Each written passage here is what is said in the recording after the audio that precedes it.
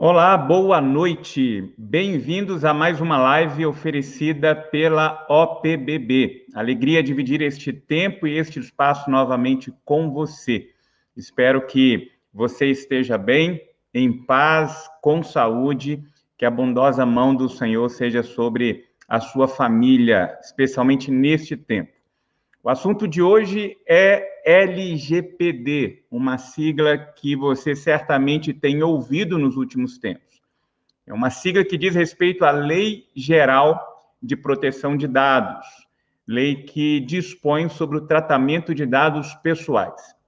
Muita coisa tem sido dita e, consequentemente, algumas confusões têm acontecido aí debaixo dessa temática. E por isso nós decidimos entregar um espaço de compartilhamento, sobretudo de informações sólidas a respeito deste tema, para que você, querido líder pastoral, tenha condições neste tempo, como gestor de uma organização, se adequar de maneira correta no que diz respeito à lei e o que essa lei alcança na prática o exercício ministerial.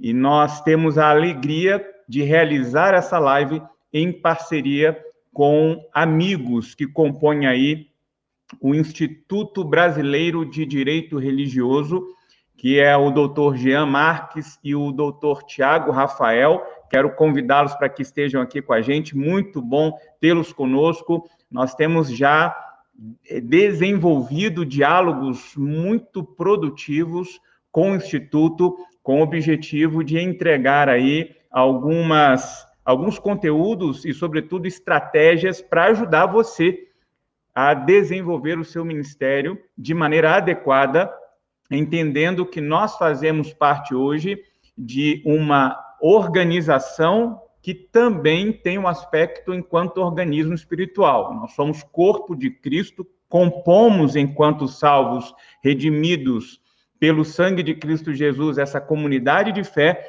mas ao mesmo tempo nós compomos uma organização, um CNPJ, que sofre impactos legais.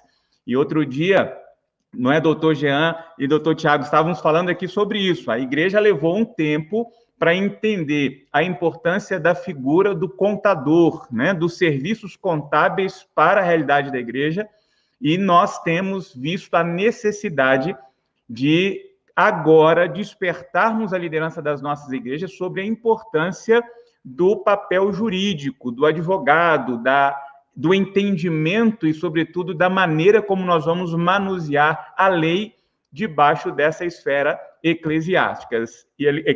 E para mim, especialmente, é alegria ter vocês dividindo esse espaço aqui juntamente conosco. Estamos aí transmitindo para todo o Brasil. Alguns já estão aqui conosco, participando conosco aqui, gente de diversas partes aí, gente do Pernambuco, pessoas do Rio de Janeiro, lá de Minas Gerais, que já estão assistindo a gente aqui nessa live. Olha aí, ó, pessoal, todo mundo presente, participando desse movimento que a Ordem dos Pastores Batistas do Brasil tem desenvolvido para ajudar os nossos pastores a desenvolver o seu ministério. Portanto, doutor Jean, doutor Tiago, sejam muito bem-vindos. Eu quero franquear desde já a palavra aos amigos e dar a vocês a oportunidade de conduzir este encontro. Nós temos mais um convidado muito especial que estará aqui com a gente e, obviamente, não existem pessoas mais habilitadas para apresentá-lo do que os amigos. Deus continue abençoando a vida de vocês. Para nós, enquanto ordem, é uma alegria e grande privilégio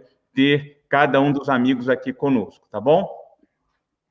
Pastor Daniel Ventura, muito boa noite. Obrigado aí por essa calorosa recepção.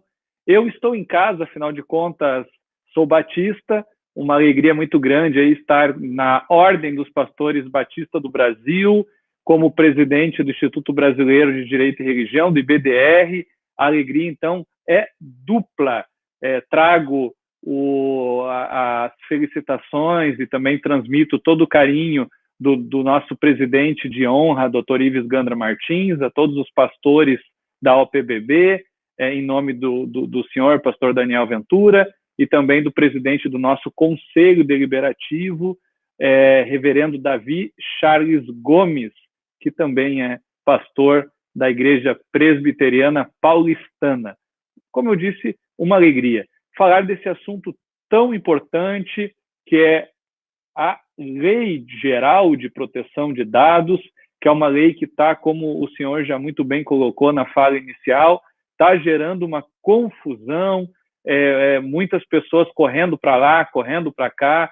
Também é um momento que, infelizmente, muitas pessoas, muitos maus profissionais se aproveitam para, então, vender os seus serviços de forma não muito adequadas.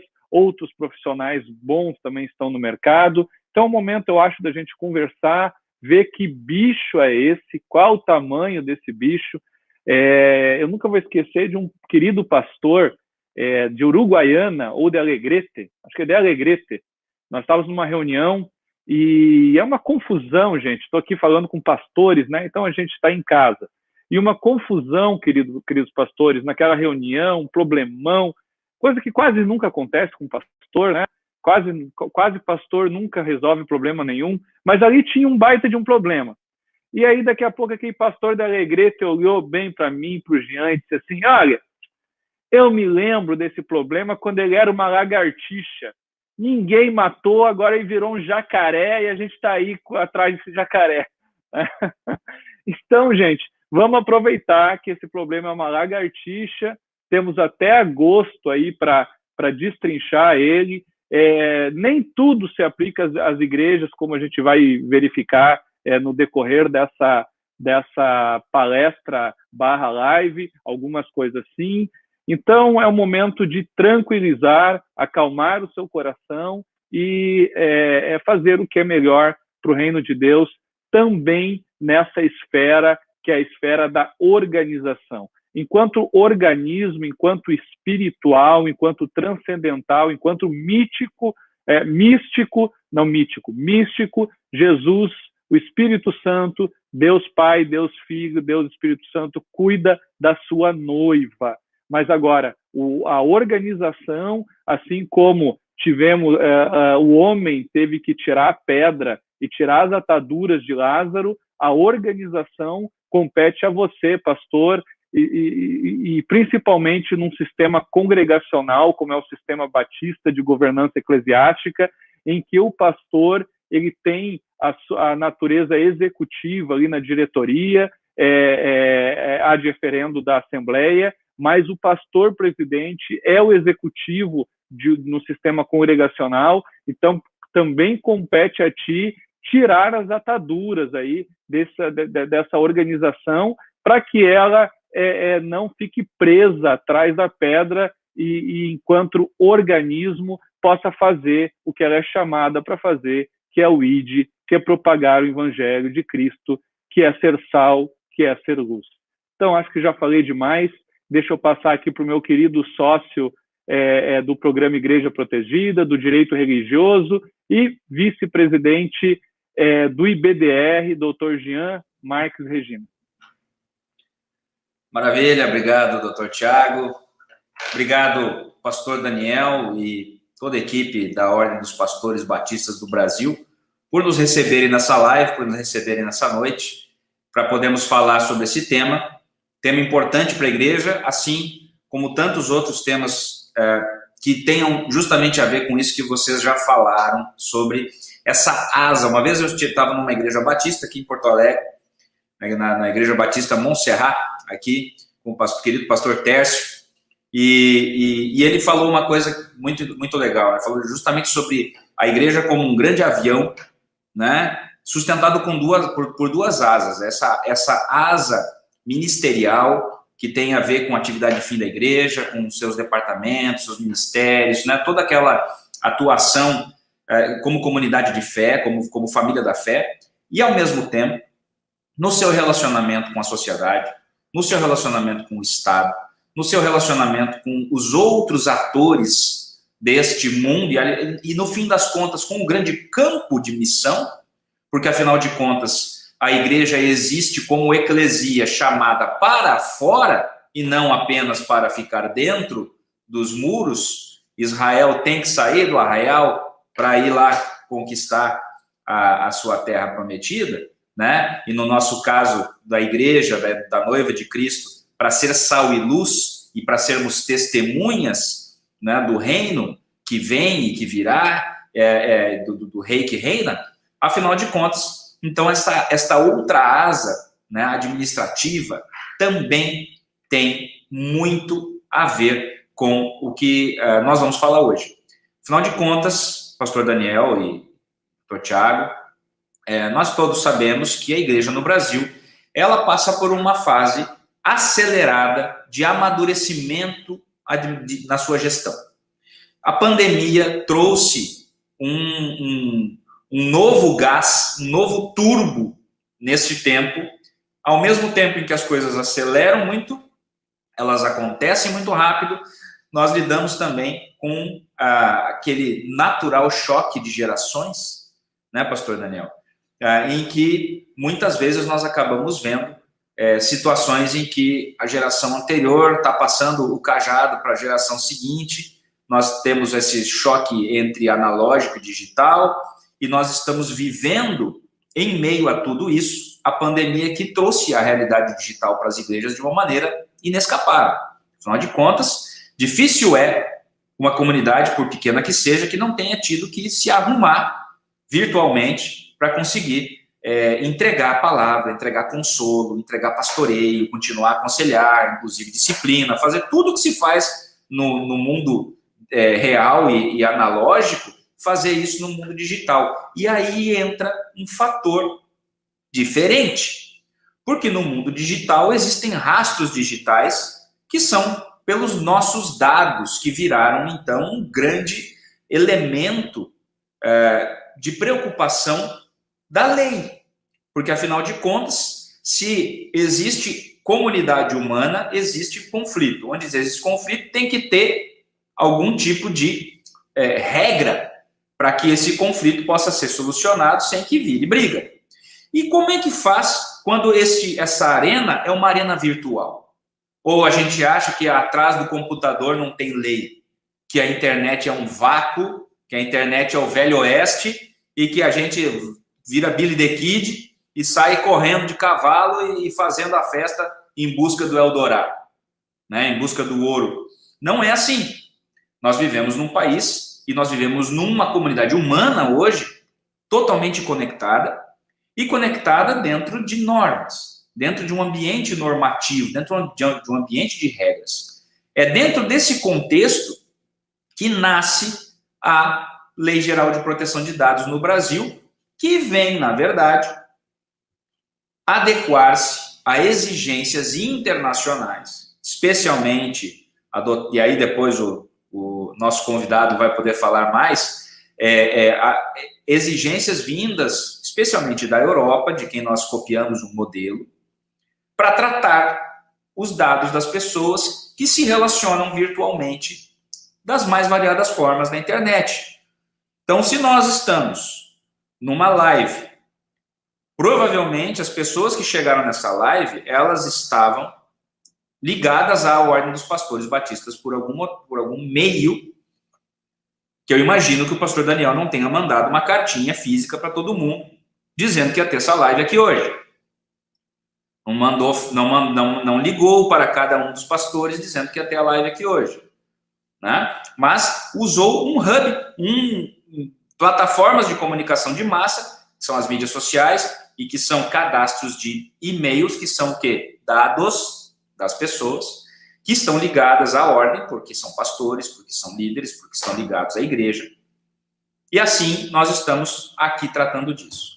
Antes de eu falar do nosso convidado e trazê-lo para a conversa, eu só quero lembrar de um tema que talvez vocês devem lembrar. Vamos ver se o pastor Daniel lembra disso. Esse tema faz mais ou menos 10 anos que aconteceu. É um case, na verdade, que aconteceu.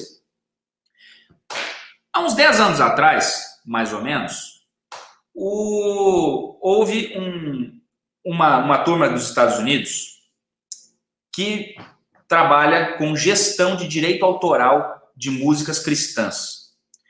Então, a gente sabe, aí isso é até papo para outra conversa outro dia, né? Papo para outro café.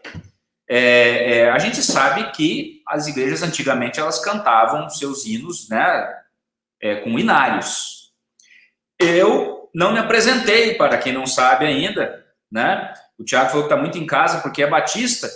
Eu estou em casa também, embora eu acho que a turma me deixa na sala, ou talvez na varanda, porque eu sou luterano, né? Mas, se vocês aceitam o primo aqui, nós estamos felizes. Na verdade, somos aí todos membros da mesma família da fé, né?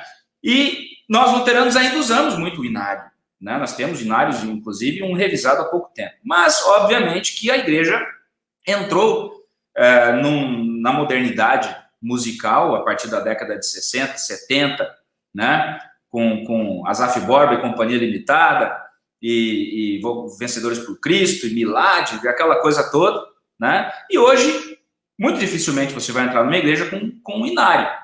Onde é que a gente vai cantar as músicas? A gente vai cantar as músicas numa projeção.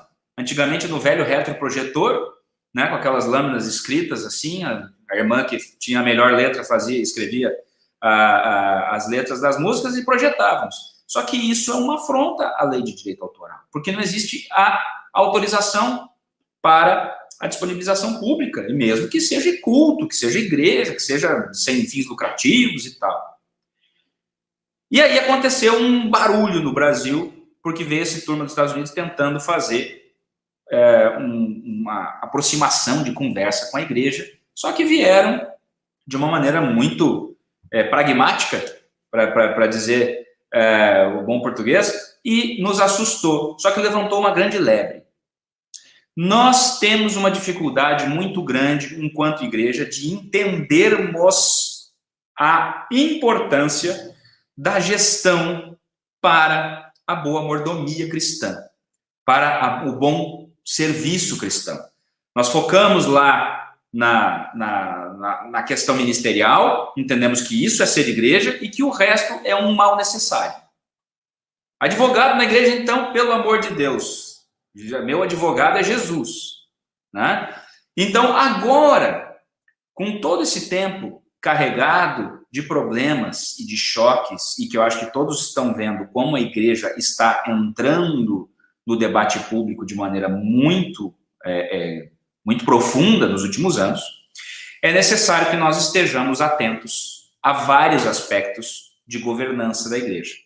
E um deles, então, diz a respeito da LGPD, que fala de dados. E para isso eu quero apresentar um querido amigo, que vai também falar da sua caminhada com Jesus, porque eu sei que ele também é batista, né? Estou em minoria nesta noite, mas vamos lá, que é o querido Alan Machado Kowalski, nosso grande amigo, que tem um currículo extenso como gestor, como alguém que tem a sua carreira profissional desenvolvida sempre em ligação com esse tema mais amplo que a LGPD, é um capítulo que é o chamado compliance, que é a adequação de normas de gestão estratégica para que uma organização possa desenvolver.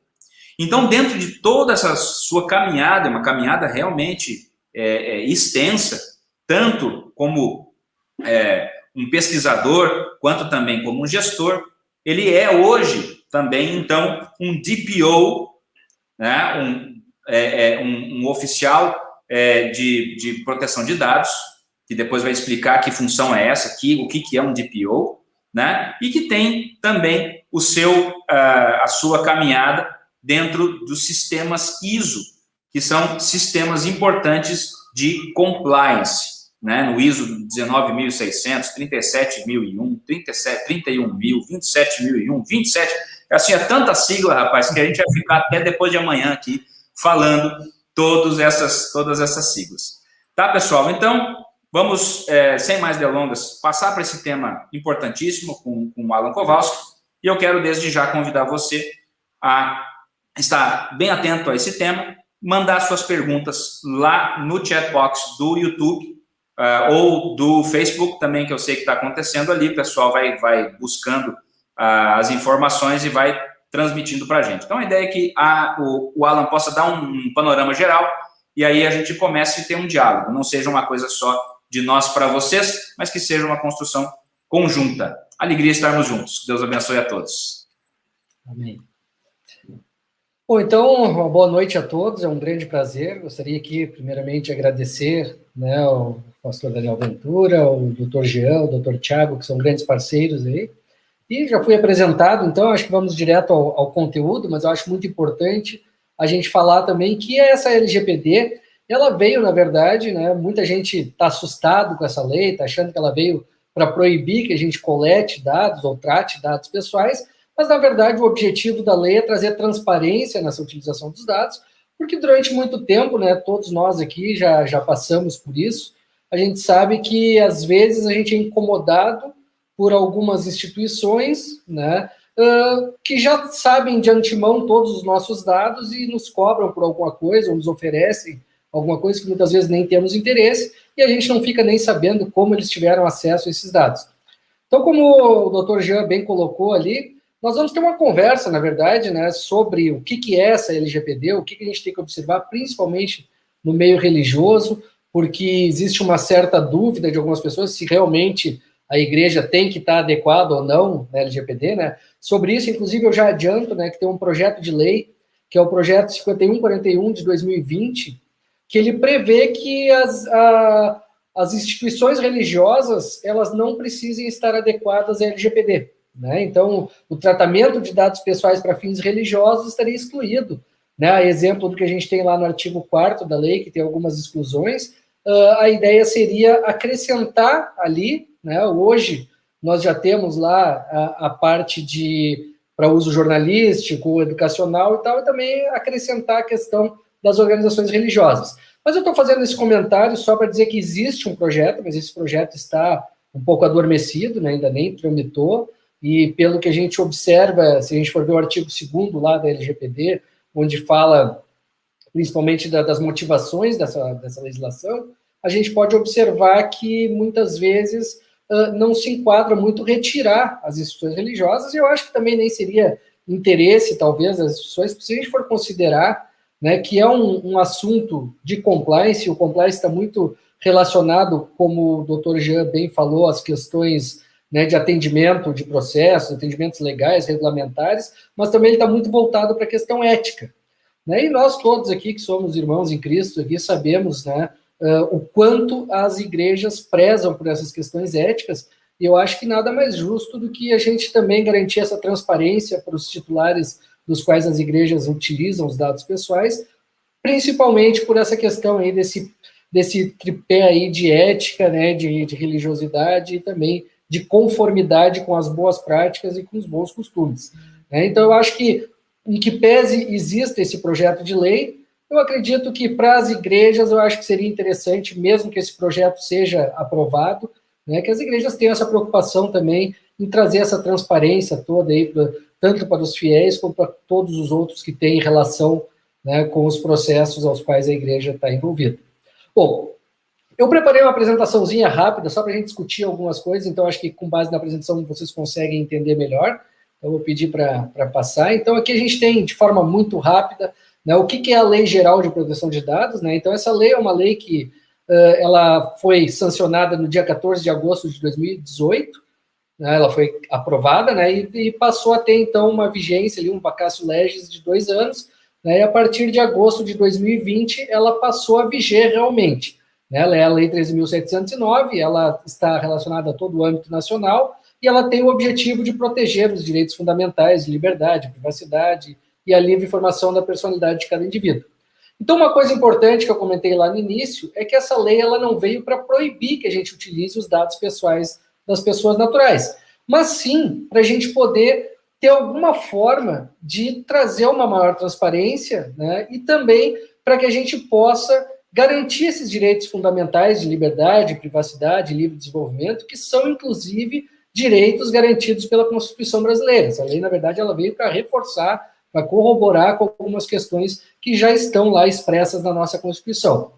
A lei, então, ela regula essas atividades e o tratamento dos dados entre as empresas, instituições do terceiro setor e até mesmo, né, porque não as organizações religiosas, já que aquele projeto de lei que eu comentei, ele ainda não está, né, não foi ainda analisado, e eu acredito que por ser uma questão que a gente viu aqui que o foco dela é garantir esse direito à liberdade, à privacidade, eu acredito que talvez, como a lei tem esse objetivo, talvez esse projeto de lei ele não vá adiante. Mas mesmo assim a gente, né, tem que considerar que existe essa possibilidade.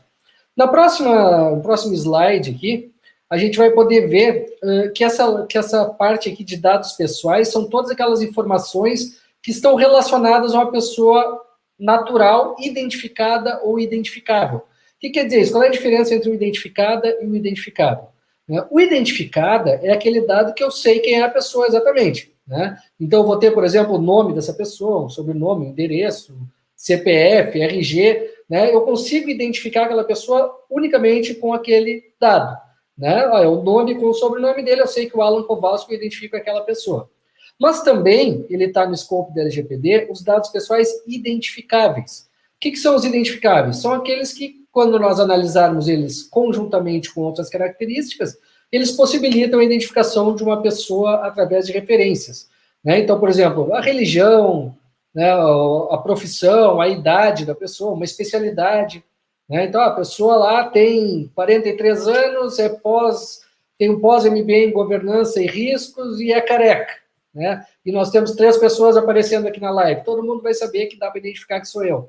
Né? Então, assim, dados identificáveis também estão relacionados a essa legislação. Né? Um endereço de IP, por exemplo, eu estou navegando no site no meu computador, eu consigo identificar quem é aquela pessoa pelo endereço de IP que ele tem ali, né? Ou geolocalização e assim por diante. E, além disso, nós temos os dados sensíveis. Os dados sensíveis são aqueles que, devido à sensibilidade deles, ele pode levar a uma atitude discriminatória contra o titular, né? E também precisa estar voltado também à escolha das pessoas, né? Ou alguma característica especial delas. Então, aqui a gente tem, por exemplo, origem racial ou étnica, a própria convicção religiosa, opinião política, filiação a sindicato, imagens, né? Imagens é bem importante, a gente sabe que as igrejas coletam bastantes imagens, né, durante os cultos. Hoje em dia, o Dr. Jean comentou ali com bastante propriedade a questão de que hoje, com essa mudança aí, com essa revolução digital que a gente tem hoje, né, a gente acaba muitas vezes, agora nessa pandemia, eu assisti muitos cultos aí pelo YouTube. É claro que não é a minha preferência, né, eu prefiro estar lá na igreja, mas muitos cultos, às vezes, principalmente no forte da pandemia, que eu tenho criança pequena em casa, né, então eu acabei optando por assistir assim. Só que, claro, essas imagens que eram transmitidas, né, elas também são dados pessoais e dados sensíveis, que a gente tem que ter, né, um cuidado com isso. Né? Então, com isso, a gente tem que observar que nós temos aqui uma quantidade de dados, né, pessoais muito grandes que são utilizados na igreja, mas, mais uma vez, né, não quer dizer que a gente não vai poder utilizar esses dados. Porém, para que a gente utilize esses dados, é necessário a gente ter alguns cuidados, né, e verificar todo o ciclo de tratamento desse dado e qual é a finalidade, né, de utilização desses dados, para que a gente tem esses dados, qual é a necessidade de uso deles e uma base legal para que a gente possa dizer, olha, esse dado com tal finalidade eu utilizo porque eu tenho tal base legal que a gente vai falar mais adiante para ficar mais claro. Eu vou pedir para passar só mais uma, porque aqui a gente vai ter o que é esse tratamento de dados. Nós vimos o que é o dado, agora a gente vai falar um pouquinho sobre o que é o tratamento de dados. Porque, na verdade, muitas vezes a gente acostuma dizer o seguinte, mas eu tenho um dado lá tal, mas eu não armazeno esse dado, né? Eu só pego aquele dado e tal, mas eu não chego a armazenar ele, né? Mas a lei não fala em armazenar, ela fala em tratar o dado. Então, tratar o dado é qualquer operação efetuada sobre dados pessoais por meios manuais ou automatizados. Então, o simples fato de eu visualizar um dado, eu já estou, né, caracterizando o tratamento.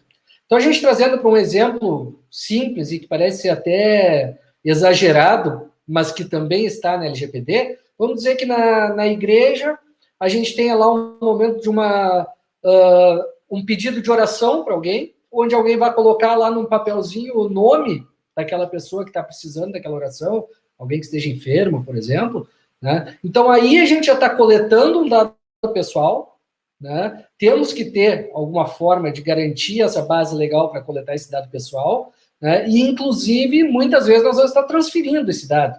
Então, por exemplo, você vai pegar esse dado e vai passar para um grupo de orações, por exemplo, já está fazendo uma transferência desse dado. Mais uma vez, pessoal, não quero assustar, porque a lei não diz que a gente não pode fazer isso. Ela só regula alguns cuidados que a gente tem que ter, né, para poder fazer esse tratamento. E nós vamos falar sobre esses cuidados, inclusive com exemplos como esse que eu dei. Bom, então esse tratamento a gente vai ver agora na próxima tela, que a gente tem aqui o ciclo de vida desses dados. Então, como eu disse, não é só quando eu vou, né, armazenar o dado ou algo assim. Então, desde a criação do dado, né, como que eu coleto esse dado, se eu produzo esse dado internamente, se eu recebo ele através da transferência externa de alguém, se eu extraio ele de alguma base de dados, né, não vai ser muito o caso da igreja, né, como que eu transporto esse dado, se eu vou transmitir ele, vou distribuir, vou comunicar de alguma forma, né, o próprio exemplo ali de um culto, onde eu apresente ali e mostre algumas pessoas que estão naquele culto e eu apresente no YouTube, eu estou comunicando essas informações, estou difundindo essas informações. Né, o manuseio desses dados, como eu classifico eles, utilizo ou até mesmo modifico eles. O armazenamento, onde eu arquivo esses dados e armazeno, e até mesmo o descarte. Como é que é feito o descarte? Esse papelzinho aí que eu recebi, por exemplo, com o nome e o endereço de uma das pessoas que está lá, faz parte da organização, para fazer uma oração para ela, eu tenho aquele nome e endereço, e eu simplesmente, depois que eu utilizo, eu coloco no lixo, por exemplo, e aí aquele dado fica vulnerável para que alguém até que está catando lixo ou tal, tenha acesso àquela informação. Aí eu já estou vazando um dado. Então a gente tem que ter todo esse cuidado, né, que a lei nos traz, para que a gente possa estar garantido, principalmente contra uma ação judicial que possa acontecer. Depois eu vou falar das instâncias condenatórias da LGPD, e aí vai ficar mais claro isso. Né? Mas primeiro a gente vai entender bem como é que funciona a lei. Na próxima, por favor, a gente tem aqui a estrutura de governança de dados. Né? Pode passar mais uma, que eu montei aqui uma estruturazinha aqui, para que a gente possa entender aqui, principalmente que no artigo 5º ele fala desses papéis, né? E eu botei numa imagem para ficar mais fácil e mais claro de entender. Então, esse azulzinho de fora, aqui, o mais escuro, ele é todo o ambiente geral, tanto interno quanto externo, da proteção da informação e privacidade. Tá? E o azul claro, de fora ali, é o ecossistema da organização, ou seja, aquilo que a organização, seja ela uma empresa, seja ela uma indústria, seja ela uma entidade religiosa, né, ele tem essas relações tanto internas quanto externas, onde a gente tem que observar esses papéis que a gente vai ter desse ecossistema com relação à proteção de dados. Então, o primeiro papel que a gente tem ali, que está estabelecido na LGPD, é o controlador dos dados. O controlador dos dados, ele é aquela pessoa que é responsável por definir o que vai ser feito com esses dados, quais dados vão ser coletados e todas as regras e políticas para o bom tratamento desses dados. Né? Então, por exemplo, se a gente for ver, né, numa empresa, seria a instância máxima executiva daquela empresa. Né? Então, por exemplo, o próprio presidente da empresa, se for uma empresa presidencialista, por exemplo. Né? Já na igreja seria o pastor líder lá da igreja, que vai ser o responsável, né, por manter essa política de proteção de dados e definir o que vão ser feitos com esses dados que estão sendo coletados ou tratados. Além disso, nós temos uma segunda figura ali, que é o encarregado de dados. O encarregado de dados, né, ele está lá na lei também, o artigo 41 da LGPD, ele diz que toda organização ela tem que ter, o controlador tem que indicar um encarregado de dados. Esse encarregado de dados, ele é uma pessoa ou uma empresa, pode ser terceirizado isso, que vai ser responsável por fazer cumprir essas regras definidas pelo controlador e também por ter uma interface entre o titular dos dados, que é o principal interessado nisso tudo, e a organização, e também entre a organização e a Autoridade Nacional de Proteção de Dados, tá? Que eu vou explicar o que é em seguida. Então, toda organização tem que ter essa pessoa. Tá? Essa pessoa, então, vai ser o guardião dos dados, vamos dizer assim, lá dentro, e que vai ser responsável também por, além de fazer essa interface que eu comentei, fazer toda uma educação interna de todos os envolvidos para que eles possam entender o seu papel perante a utilização dos dados e os cuidados que eles devem ter para evitar determinados riscos. Depois nós temos uma próxima figura, que são os operadores internos. Esses operadores internos é todo mundo que, no uso das suas atribuições que eles tenham dentro da organização, né, eles utilizam dados pessoais, então eles acessam esses dados, ou eles coletam esses dados. Lembrando, né, pessoal, que não estamos falando em dados digitais tão somente, mas também dados físicos. Né? Então, por exemplo, eu tenho lá uma lista de presença de visitantes na entrada lá da igreja. Né? Se eu coleto essa informação com nome, RG, endereço, telefone dessas pessoas, são dados que a gente está coletando e que a gente tem que ter um cuidado com esses dados, inclusive um fundamento para poder coletá-los. né? Se for para entrar em contato depois, alguma coisa assim, isso tem que ficar muito claro. Tá? Além disso, nós temos ali externamente, né, nós temos ali os operadores externos. Quem são os operadores externos? São aquelas organizações parceiras da organização controladora, onde a gente transfere dados para eles, para que eles possam nos auxiliar em determinados processos. Então, por exemplo, eu tenho lá um determinado evento, né, que vai ser feito, eu coleto uma série de dados de inscrição das pessoas e tal, e eu vou ter lá uma gráfica que vai fazer um crachazinho, por exemplo, para essas pessoas que vão participar desse evento. Tá? Essa gráfica que vai fazer o crachá é um operador externo. Esse operador externo também tem que ter os mesmos cuidados com essa proteção de dados que nós temos. E por isso nós, como controladores, devemos estabelecer quais são os limites de uso desses dados, qual a finalidade para a qual eles estão sendo transferidos para esse operador externo e garantir toda a segurança que eles devem ter com relação a esses dados. Então, a partir de agora, além da gente ter o cuidado com o que a gente faz, a gente também tem que ter o cuidado quando a gente transfere dados pessoais para alguém externo. Tá? Então, aqui eu botei dois operadores, mas a gente pode ter quantos forem necessários. Né? Então, vai ter aqui o número que a gente precisar. E do lado de fora, que não está relacionado diretamente à interface direta entre o controlador e o operador externo, nós temos a Autoridade Nacional de Proteção de Dados. Essa autoridade, na verdade, vai virar uma agência para o ano que vem. Eu, inclusive, já tive 2 reuniões com eles, estive lá em Brasília, conversando até para entender alguns aspectos de como eles iam cobrar a questão da LGPD. Né? E uma das coisas interessantes também é que, em que pese a lei já esteja vigente, eles ainda estão regulamentando essa lei, e muita coisa ainda há de se alterar, né, principalmente para pequenas empresas, talvez alguma questão relacionada a nichos específicos, como igrejas e tal, eles estão analisando como que eles vão... Não é que não vá valer a LGPD para essas menores organizações ou para determinados nichos, mas eles vão alterar algumas obrigatoriedades que a lei traz para tentar ser menos rígido, né, e focar os esforços, e focar, né, toda aquele controle naquelas que têm uma maior vulnerabilidade ou uma maior quantidade de dados. Né? Então, essa ANPD, ela é responsável tanto por fiscalizar a legislação, quanto por aplicar, né, as sanções administrativas que decorram de determinados incidentes que possam vir a acontecer, né, no uso de dados por esse controlador. E, por último, o titular dos dados. O titular dos dados é aquele, obviamente, o mais importante aqui dessa lei, porque para ele que isso tudo foi feito, né? Para garantir, né, que esses dados estejam seguros e estejam transparentes para a utilização. E essa questão da transparência, principalmente, né, é uma coisa que a gente tem que observar muito, porque muitas vezes a gente transfere, a gente dá o nosso dado para uma determinada empresa e a gente não sabe nem para que eles vão usar esse dado. Né? Vou dar um exemplo assim, bem prático que acontece. Né? A gente vai hoje numa farmácia para comprar uma aspirina, né? A gente não compra aspirina se a gente não der um CPF lá na farmácia, por exemplo. Né? Para que eles usam esse CPF? A gente sabe exatamente para que ele é usado, né? Muitas vezes nos dizem, outras vezes não, mas às vezes não, é para o programa de fidelidade, né? Para te dar desconto, alguma coisa assim. Mas, na verdade, a gente não sabe exatamente. Né? Inclusive, o Ministério Público de São Paulo ele está investigando algumas farmácias que utilizavam essa base de dados que eles levantavam e vendiam, por exemplo, para planos de saúde. Então, vocês imaginem, o plano de saúde, ele recebeu uma informação de que a pessoa ela tem pressão alta, é diabético, toma um remédio para ansiedade, toma um remédio para não sei o que lá, né? Ele já tem uma noção do risco que ele vai ter em fazer esse plano de saúde para aquela pessoa, e ele já vai calcular o custo desse plano de saúde já baseado nessa informação privilegiada, que é uma informação que não é da farmácia, é uma informação que é do titular, mas está sendo usado contra ele, né, para uma utilização indevida. Né? Então, para isso que veio a LGPD, para a gente evitar esse tipo de problema. E assim como esse, a gente tem vários outros que poderíamos, né, exemplificar, mas que a lei, então, ela veio para evitar que isso aconteça. Bom, podemos ir para a próxima aqui. Aqui nós temos os principais princípios da LGPD.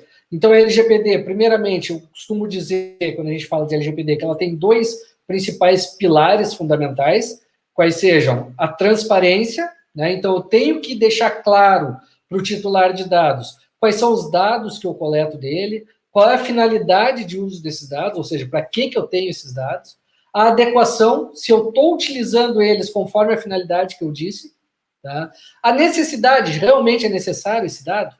Né? Então, às vezes eu tenho lá, vou pegar um exemplo de uma empresa que eu tenho um RH né, e aí eu solicito para o cara lá, na hora de fazer o cadastro dele, né, a religião dele, por exemplo, né? Talvez isso não seja necessário para o trabalho que ele vai fazer. Então, aqui, eu já tenho que observar, sempre que eu coletar um determinado dado, qual é a necessidade que eu tenho desse dado?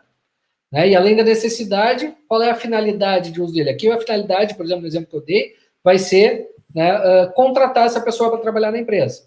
Aí, se eu estou dizendo que a finalidade é essa, eu não posso usar esse dado para outras coisas. Pra, por exemplo, vender alguma coisa para essa pessoa sem ter, né, a finalidade dele. E a adequação, se eu estou utilizando conforme o que eu tinha definido como finalidade. Além disso, eu tenho a questão do livre acesso, né? Então, todos os dados que a gente coleta ou trata das pessoas, nós temos que dar essa informação para aquela pessoa. Aquela pessoa, ela tem que ter de forma facilitada a possibilidade de consultar esses dados. Sejam eles através de uma requisição que ele faça, ou através de um sistema informatizado, onde ele vai fazer um login ou alguma coisa e vai retornar os dados que a organização tem dele. A qualidade dos dados, né? Então a gente tem que garantir que esses dados estão precisos, estão corretos, né?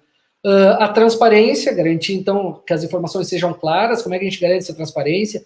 Principalmente através de políticas de proteção de dados e privacidade, né? Hoje é muito comum que a maioria das igrejas tenha um site, né? E esse site, na verdade, ele tem uma série de informações e coletas de informações, né? Mesmo que seja só para caso a pessoa queira, né, fazer algum comentário, alguma coisa, né, e a gente tem que ter, então, a política, e esse site é interessante que a gente tenha no site a política, né, da igreja, né, com relação à proteção e privacidade de dados, para que fique isso muito claro, né, para todo mundo que acessa.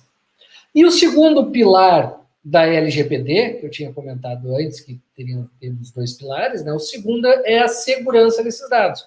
Não adianta nada eu garantir essa transparência, né, então eu estou dizendo que os meus dados têm toda aquela transparência, todo mundo sabe qual é a finalidade deles, todos sabem que o uso está adequado à finalidade, que eles são necessários realmente, eu dou acesso para todo mundo que pede dos dados que ele tem, só que eu não tenho segurança nesses dados. Se eu não tenho segurança nesses dados, alguém pode acessar esses dados, seja em meio digital, através do hackeamento lá do meu servidor, alguma coisa assim, ou seja em meio físico, né, onde eu tenho lá, por exemplo, eu tenho um caderninho lá com nome, endereço, telefone de todos os fiéis que frequentam a igreja lá, e aí aquilo está solto lá, tá em cima de uma mesa, pode passar alguém, passar a mão lá, levar, eu já estou vazando esse dado.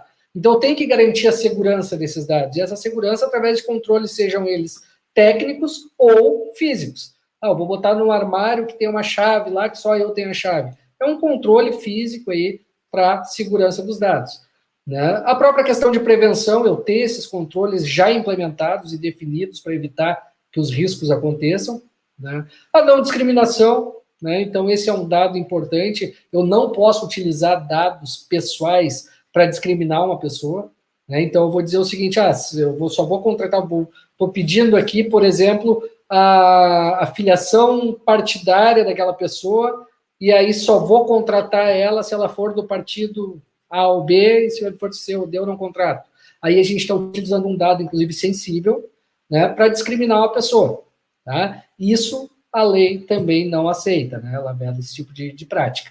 E a responsabilização e prestação de contas, né? Então, a gente poder disponibilizar, né, tanto para os titulares quanto para a autoridade nacional, todas as ações que são feitas e os casos, por exemplo, de vazamento ou de qualquer incidente que envolva os dados, a gente poder também informar, né, isso a lei exige, inclusive, que a gente informe tanto os titulares que foram lesados, quanto a Autoridade Nacional de Proteção de Dados.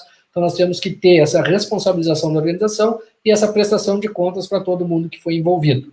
Certo? Bom, mais adiante, então, nós temos aqui, por favor, próximo slide, as bases legais, né? Então, vocês lembram que eu comentei que para cada finalidade que eu tenho de utilização dos dados, eu tenho que ter uma base legal, né, para poder dizer, olha, eu estou coletando esses dados, mas com base em tal fundamento aqui da lei. Tá? Então, assim, nós temos 10 bases legais, né, e muitas delas, então, a gente consegue, né, encaixar ela em determinadas situações. A primeira base legal é o consentimento.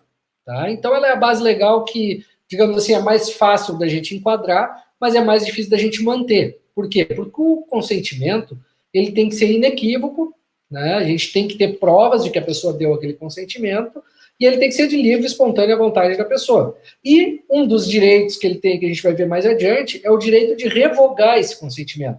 Então, ele é uma base legal que ela é bastante frágil, né? Até não no caso de igreja, né? Porque a gente tem, né, uma finalidade em comum, tanto a organização quanto os titulares, né? Então, esse consentimento, muitas vezes, ele chega a ser tácito, mas pela lei a gente tem que documentar ele. Mas nós temos outras, por exemplo, a obrigação regulatória, quando a gente tem alguma lei, né, algum regulamento que diga que a gente precisa desse dado.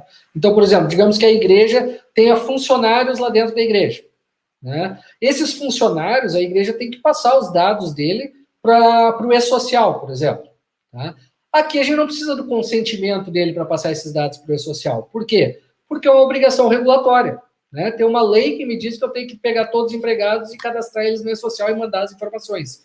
Né? Então, não precisa desse consentimento, eu utilizaria essa outra base legal. Né? A própria execução de políticas públicas, né? Aí é mais para órgãos públicos, não cabe a nós comentar sobre isso. Mesma coisa, estudos por órgãos de pesquisa. Né? Mas depois nós temos um outro aqui que é a execução de contrato. Né? Digamos que eu tenha lá uma determinada informação que, com base em algum contrato que eu tenha feito com alguma entidade ou com alguma empresa, aí, tanto seja para receber dados ou para transmitir dados, né, se rezar isso no contrato, eu posso utilizar essa base legal de execução contratual, né, para poder fazer essa transferência de dados ou recepção de dados. O exercício regular do direito também, né, quando a gente vai acionar alguém ou vai citar alguém numa peça judicial, por exemplo, né, vai peticionar e vai citar a outra parte, a gente precisa ter essas informações. E vocês imaginem, se eu quiser processar alguém, se eu precisasse do consentimento dessa pessoa, para isso eu não ia conseguir processar ninguém. Né? Então, o exercício regular do direito é garantido também, né, nas bases legais da LGPD. A própria questão da proteção da vida e tutela da saúde, aqui está muito relacionado aos órgãos de saúde, né, hospitais, clínicas, também profissionais da saúde, né? A proteção ao crédito, né, obviamente, para a gente fazer uma cobrança, tem alguém que está nos devendo lá, e a gente vai ligar para essa pessoa para cobrar, usar um call center, por exemplo, para cobrar, ou até mesmo negativar essa pessoa no SPC ou no Serasa, isso aí também a gente sabe que tem essa prática, né, inclusive em algumas igrejas. Né, essa prática ela é garantida também pela proteção ao crédito, né, que é uma das bases legais que a gente pode utilizar, né, para poder usar os dados. Porque vocês imaginem também se a gente fosse utilizar, né, o consentimento para cobrar alguém ou para negativar alguém, ninguém mais ia ser negativado, né? Ninguém ia dar o consentimento para ser negativado no órgão de proteção ao crédito. E, por fim, o interesse legítimo. O interesse legítimo, ele é bem interessante porque ele, na verdade, é quando a gente consegue comprovar que é um interesse legítimo da organização e ele não fere os direitos do titular e, ao mesmo tempo, eu consiga dizer que meu interesse da minha organização, né, ele também pode ser um interesse do titular, né, e eu faço um balanceamento do legítimo interesse para eu dizer o quanto que esse interesse da organização ele também não afeta os direitos e proporciona alguma vantagem para o titular. Esse legítimo interesse é a única base legal que ele tem que ser muito bem justificado. Tá? Até para evitar que ele virasse outros. Né? Eu não consegui encaixar em nenhum daqueles, eu vou botar legítimo interesse. Não, ali, inclusive, no artigo 10 da lei, ele fala algumas questões que devem ser consideradas para a gente garantir esse legítimo interesse. Então, só recuperando aqui, né, pessoal, cada dado que eu coleto que tem uma determinada finalidade, eu tenho que dizer qual é a base legal para aquela finalidade. Na igreja, a grande maioria das situações, a gente vai utilizar o consentimento. Né? Então, quando a gente tiver, principalmente porque a grande maioria dos dados coletados são de interesse, né, do titular, fornecer esses dados também, né? Então a gente pode coletar também esse consentimento para a gente garantir, né, nossa diferenciação aí na utilização desses dados, tá? E a gente garante esse tratamento. Bom, próximo slide, a gente vai falar um pouquinho dos direitos do titular, tá? Então, lá no artigo 18 dessa legislação, nós temos uma série de direitos que o titular tem, tá? Então, esses direitos, tá, eles são principalmente o direito de confirmar se a organização tem dados dele, né, acessar esses dados, corrigir algum dado que esteja errado, desatualizado, incompleto, eliminar um determinado dado, né, informar se esse dado é compartilhado externamente, com quem é compartilhado, de que forma, né? Saber se ele não consentir, por exemplo, digamos que eu tenha lá o site e eu digo que no site, para ele poder fazer uma solicitação, ele precisa consentir, vai ter um checkbox lá, uma caixinha daquelas que ele marca, dizendo que consente com o fornecimento desses dados, né? Ele tem que saber também que se ele não consentir, o que acontece?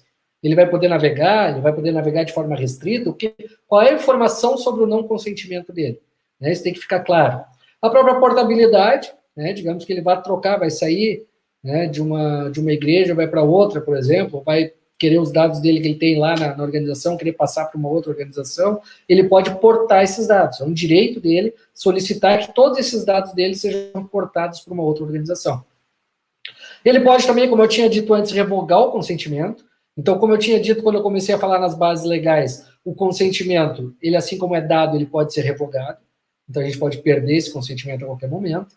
Ele pode reclamar diretamente para a NPD sobre alguma situação que ele se sinta lesado aí no tratamento dos dados pessoais dele, né? E pode também, inclusive, se opor a algum tratamento, né? Digamos que lá a organização disse que tratava aqueles dados com a base legal de, por exemplo, legítimo interesse. E ele não concorda porque ele acha que o legítimo interesse da organização está se sobrepondo ao direito dele, né? Então ele pode se opor a essa situação e solicitar também, né, que seja excluído esse dado ou que seja alterada essa base. Bom, seguindo adiante, então, né, nós vamos ter aqui as penalizações. Já falamos um pouco do que é a lei, o que a gente tem que observar, algumas questões importantes, mas também a gente tem que dizer o seguinte, o que acontece se a gente não estiver adequado a essa legislação? Tá? Então, na própria lei, na Lei 13.709, o artigo 48, ele fala que vai ser responsabilizado o DPO, né, vai ser responsabilidade do DPO comunicar aos titulares e à autoridade nacional a ocorrência de algum vazamento, né, e os danos que possam ocorrer com os titulares de dados. Seja um vazamento ou seja um uso indevido, qualquer incidente relacionado a esses dados, o DPO, né, que é o encarregado de dados, ele tem que comunicar tanto os titulares que foram envolvidos quanto a Autoridade Nacional de Proteção de Dados.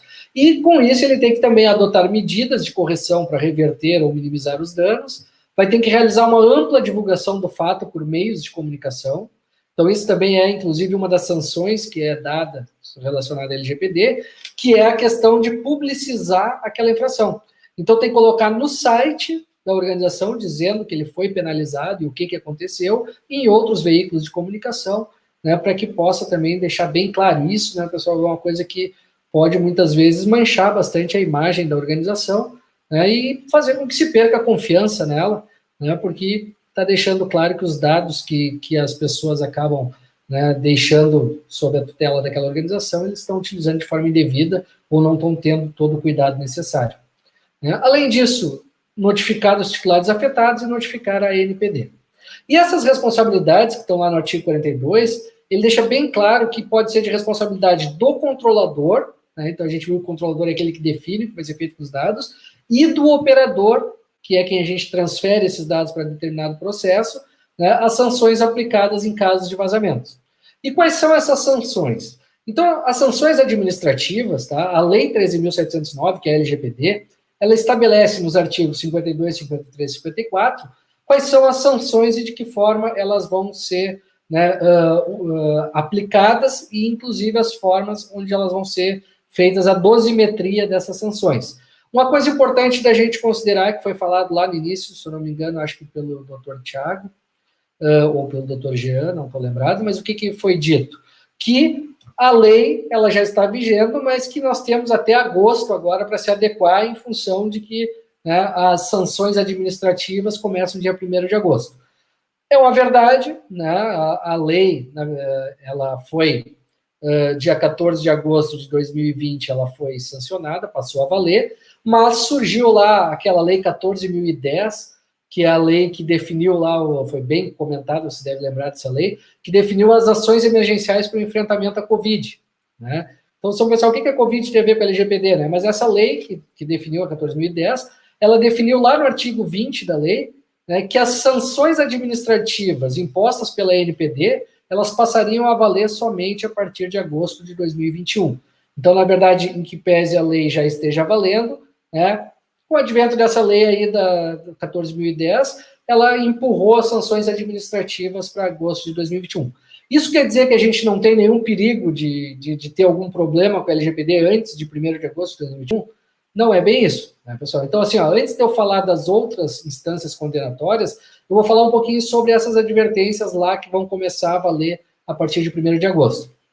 Então, a partir de 1º de agosto, a ANPD, que é a Autoridade Nacional de Proteção de Dados, ela vai poder, né, aplicar essas sanções administrativas, que elas vão desde uma simples notificação à organização, com um determinado prazo para ela se adequar, né? Então, em muitos casos, foi um vazamento pequeno, foi um incidente pequeno, eles só analisam, notificam e dão um prazo para se adequar, né?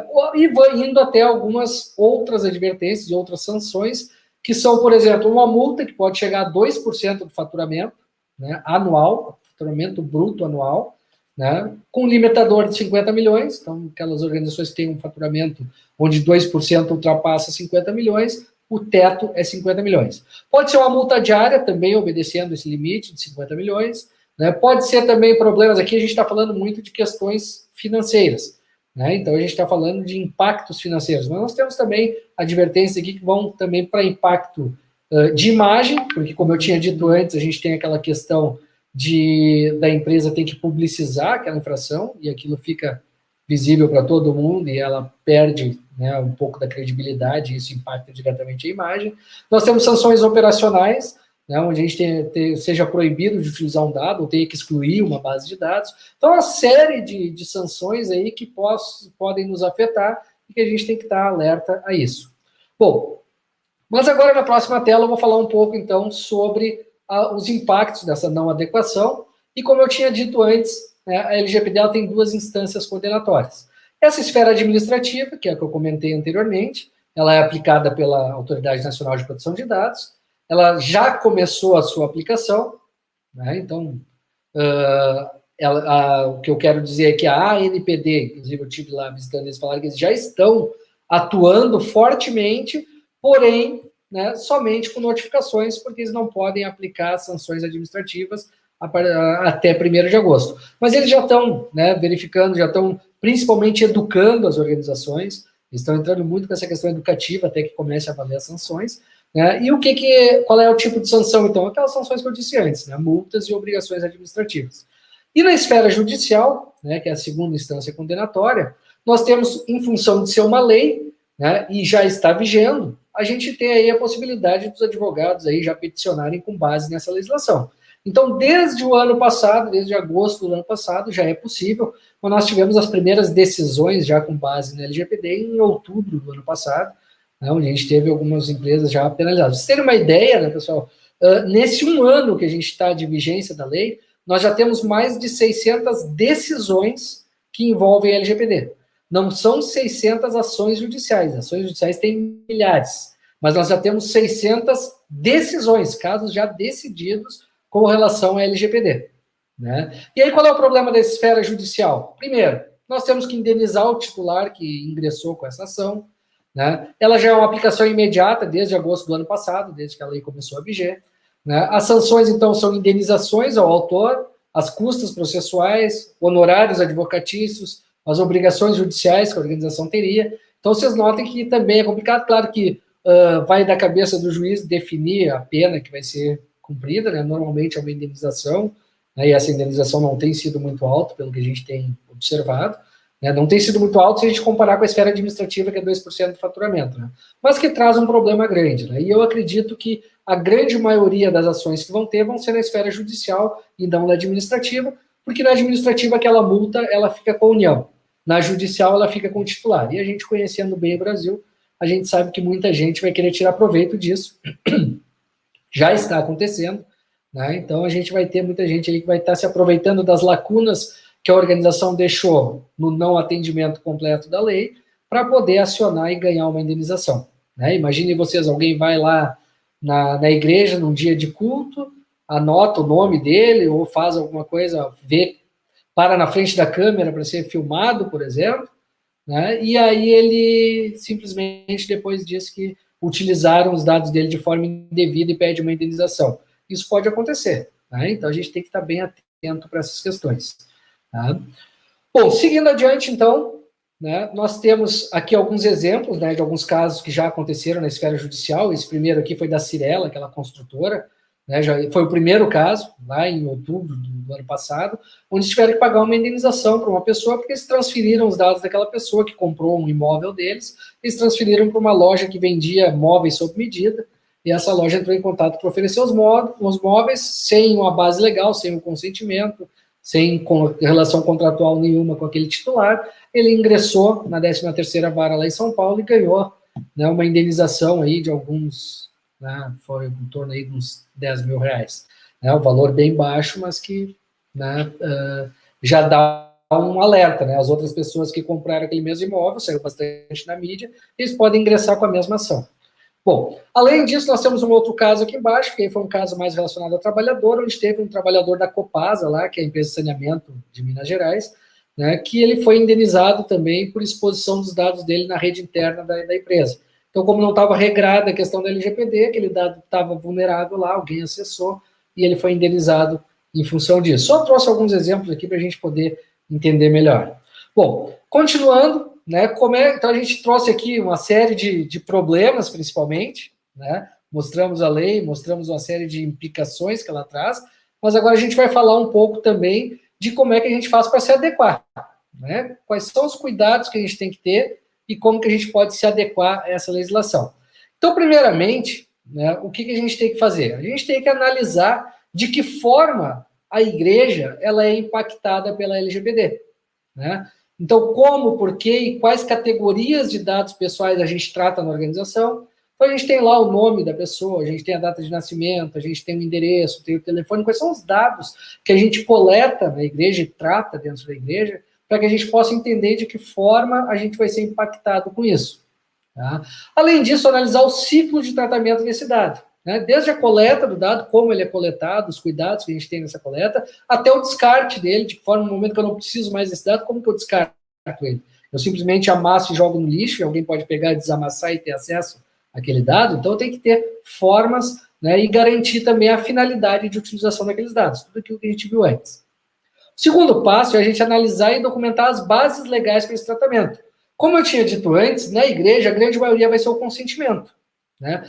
Também, né, tem uma questão, eu estou escrevendo, inclusive, um artigo agora, que eu estou trazendo muito para uma questão contratual também, eu não quero dar um spoiler aqui, mas depois, assim que tiver escrito, eu quero compartilhar com vocês também, mas é a própria questão de que na religião em si, a gente acaba tendo um certo contrato tácito entre, né, o titular do dado e a igreja como um todo, né, porque é um interesse daquela pessoa e ela está, né, deixando clara a utilização desses dados e dizendo que, olha, eu estou de livre e espontânea vontade e eu estou, né, com interesse em, né, participar, né, dessa congregação, né, então não deixa de ser, né, porque o contrato ele não precisa ser escrito, muitas vezes, ele pode ser um contrato tácito desde que ele esteja bem regrado, né, e que tenha fundamentos, né, que tenha justificativas para isso. Né, então a gente também pode, né, se bem entender e tiver bem justificado, utilizar uma execução contratual também, né, para utilizar alguns determinados dados. Né. Além disso, a gente tem que obter o consentimento nos casos em que for necessário. Né. Então, por exemplo, no site lá, a pessoa vai solicitar uma informação, vai solicitar alguma coisa, a gente bota lá uma caixinha lá dizendo que ele consente com aquilo, e ele vai consentir em fornecer esse dado. A gente está garantido nessa questão. É muito importante que esse consentimento, ele tem que ser armazenado em algum lugar. Não adianta também eu botar a caixinha do consentimento, ele não grava em lugar nenhum. Se essa pessoa depois entrar com uma ação, alguma coisa assim, eu não tenho como comprovar que ele me deu esse consentimento. Tá? Então, o ônus da prova é sempre do controlador. Além disso, a gente tem que revisar e detalhar uma política de privacidade e tem que torná-la pública, né, e os termos dela a todos os interessados.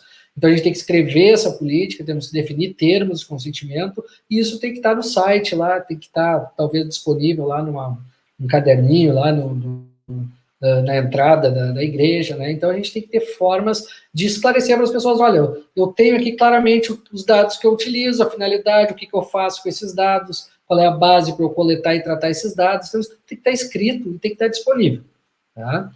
Além disso, definir e documentar as bases legais das transferências internacionais, se for o caso, não vai ser o caso aqui, é uma outra questão.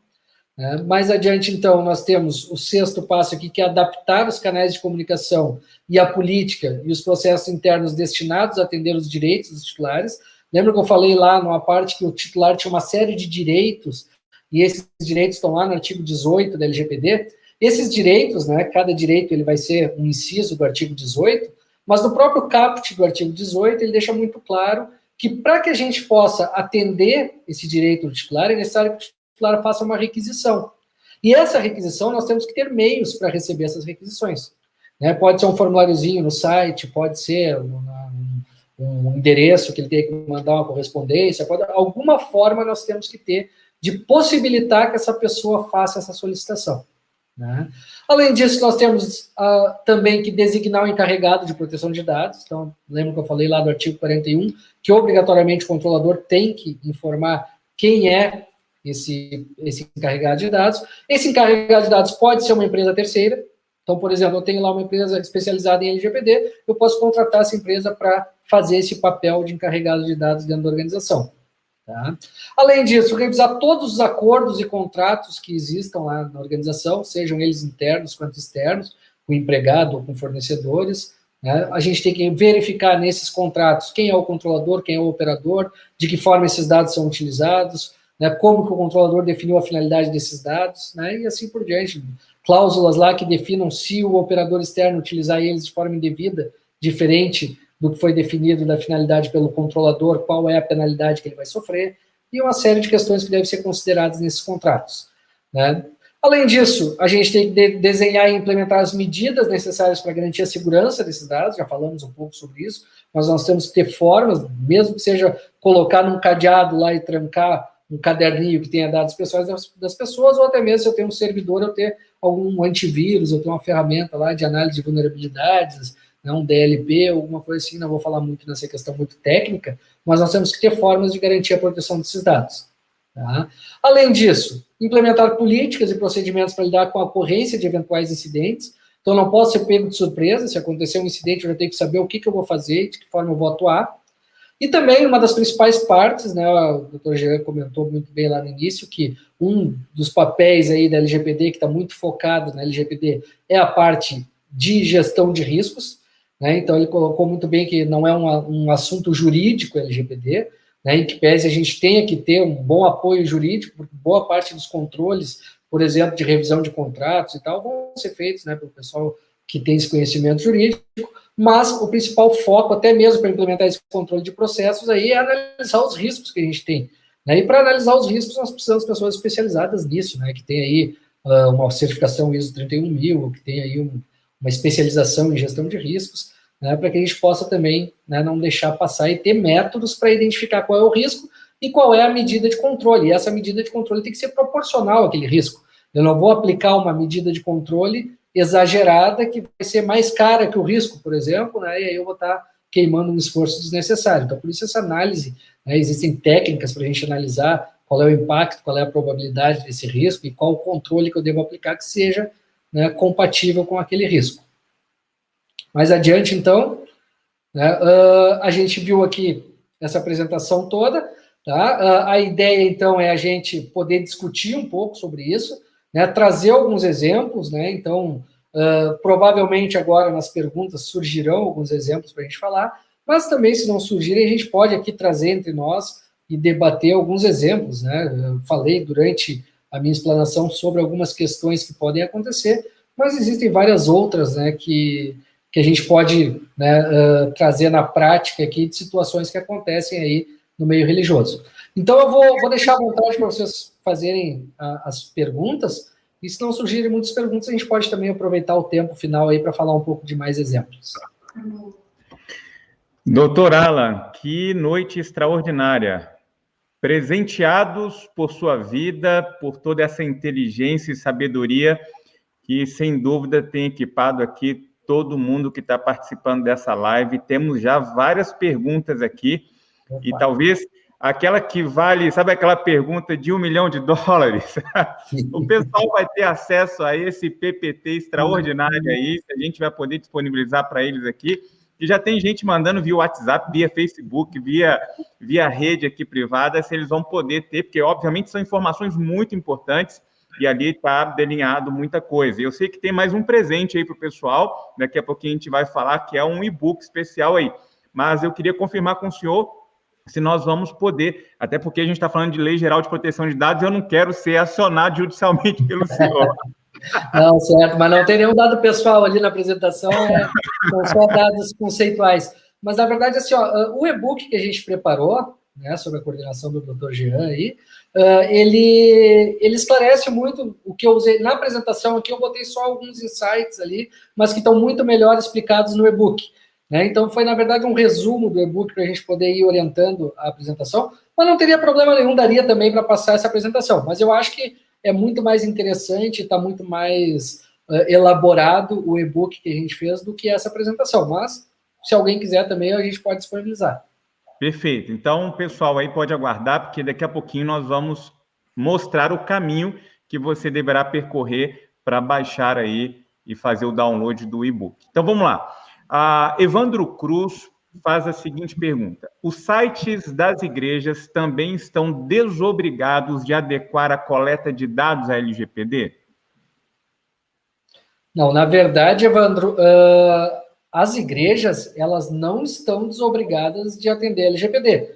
Que eu comentei lá no início, né, quando eu comecei a falar, eu comentei sobre um projeto de lei, que é o projeto de lei 5.141 de 2020, que ele sugere excluir o tratamento de dados pessoais para fins religiosos da LGPD.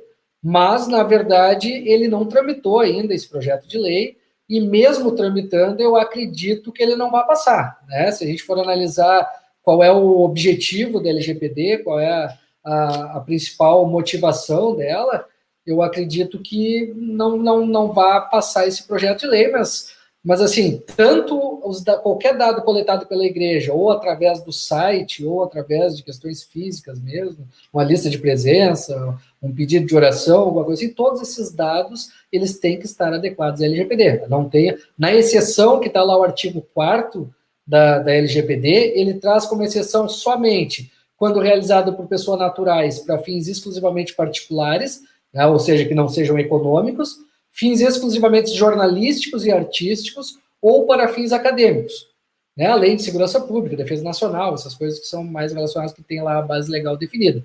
Mas a questão, né, de fins religiosos está tentando se colocar nesse projeto de lei, né? Se ele passar, talvez aconteça. Mas hoje as igrejas estão obrigadas a seguir o que diz a LGPD. Muito bom. A próxima pergunta foi um tema muito recorrente aqui, doutor Alan. Ela vem pelo Vanderlei Lima, ele pergunta assim: onde deve constar a base legal que ampara a igreja? O manual, regimento interno. Depois a gente teve uma pergunta nesse mesmo sentido por Jô Santos: a LGPD deve ser mencionada no estatuto e regimento interno? E volta essa temática realizada pelo Eduardo, que ele pergunta assim: em caso de membros, isso poderá ser resolvido pelo próprio estatuto da igreja? Perfeito. Só deixa eu dar um contraponto só com relação a essa pergunta. Inclusive, daí esse outro bloco de perguntas aqui, a gente vai poder ajudar um pouquinho aí o Tiago e eu também, né? Quando a gente fala que a igreja está obrigada a cumprir a LGPD, nós temos que lembrar, obviamente, e entenda o que eu estou falando, não é em nenhum momento para que nós relaxemos, né? Mas é para que nós entendamos como a igreja está posicionada na floresta de leis que regulam o Brasil. Tá? Existe uma disposição na Constituição da República dizendo que nada que venha do Estado, ou seja, leis também, possam criar embaraço, possam embaraçar a livre manifestação religiosa. Tá? Isso tanto em privado quanto o templos de qualquer culto, que está lá quando estabelece a laicidade do Brasil. Então, existe um princípio, o princípio primeiro, né, das liberdades fundamentais, que é o princípio da liberdade religiosa. A partir dele que a gente olha as coisas. Por isso, um olhar do direito religioso sobre a LGPD também. Né? Ou seja, existe sim uma regra que tudo isso que o Alan falou até agora, isso deveria ser uma conduta normal de qualquer instituição séria, que seja organizada, que seja ética. Afinal de contas, estou tratando coisa dos outros, estou tratando dados dos outros. E às vezes sensíveis. E olha que a gente não parou para pensar, né? Olha o bilhetinho de oração. Por um motivo sério, que está ali tocando a vida daquela pessoa. E que daqui a pouco vai parar em boca de batismo, como se dizia por aí. Né? Por quê? Porque não tiveram um mínimo responsabilidade com o tratamento. Agora, isso não pode gerar nenhum tipo de corrida, desespero, cabelos assim sendo arrancados para nós que os temos ainda, né? Porque os que não os têm já arrancaram por causa da LGPD, provavelmente, né? Então, o pastor Daniel e o Alan aí já estão devidamente preparados para a LGPD por conta de toda esse cabedal de proteção que a igreja tem. Ou seja, é um assunto para a igreja, é um assunto legal e é um assunto moral muito mais forte, tá? Muito mais forte. E isso nos leva a uma outra situação que vai entrar nessas perguntas. Eu queria que o Thiago respondesse elas, tá? Que é a respeito da legislação interna da igreja. Né? Onde é que eu enfio, onde é que a LGPD entra? Olha lá, é no Estatuto e no Regimento? Onde é que ela entra nesse universo de legislação interna? Porque lembremos que nessa liberdade religiosa, a legislação interna da igreja é o que garante a nossa liberdade. A maneira como nós estamos escrevendo as nossas leis, usando as nossas leis, não apenas como um clubinho, mas como igreja, nos apropriando desses 2000 anos de história que nós temos com o direito religioso, é que faz a coisa nos proteger. Então, Thiago, onde é que vai a LGPD no arcabouço legislativo interno da igreja? Obrigado, Jean. Como advogado de igreja, nós defendemos as igrejas, né? O Alan é advogado da LGPD, ele é advogado lá da Agência Nacional Reguladora, não é brincadeira, estou brincando. Mas, por exemplo, nós temos que primeiro diferenciar quais são os tipos de dados, né? Nós temos dados que a igreja, muitas vezes, ela capta em razão da venda de um livro, da venda de um ingresso para o retiro, da venda de uma camiseta, e tem os dados dos membros para o próprio hall de membros, ainda mais de uma igreja congregacional como a Igreja Batista. Então, todos os membros da Igreja Batista são a própria igreja. Né? Esse é o conceito de uma igreja congregacional. Quem é a Igreja Batista? No sentido de organização, são os membros. É diferente de uma igreja episcopal, em que os membros são apenas uma parte da igreja, geralmente apenas o clero. Esse conceito é muito diferente no congregacionalismo, na igreja congregacional, na igreja batista, na igreja Assembleia de Deus. Então, nós temos aqui uma diferença também. E, indo agora para o direito, a Constituição ela é formada de normas, princípios e normas-regras. As normas-regras são aquelas que não são princípios, que elas são normas objetivas de aplicação direta. E tem normas-princípios. Liberdade de crença, liberdade religiosa são normas principiológicas.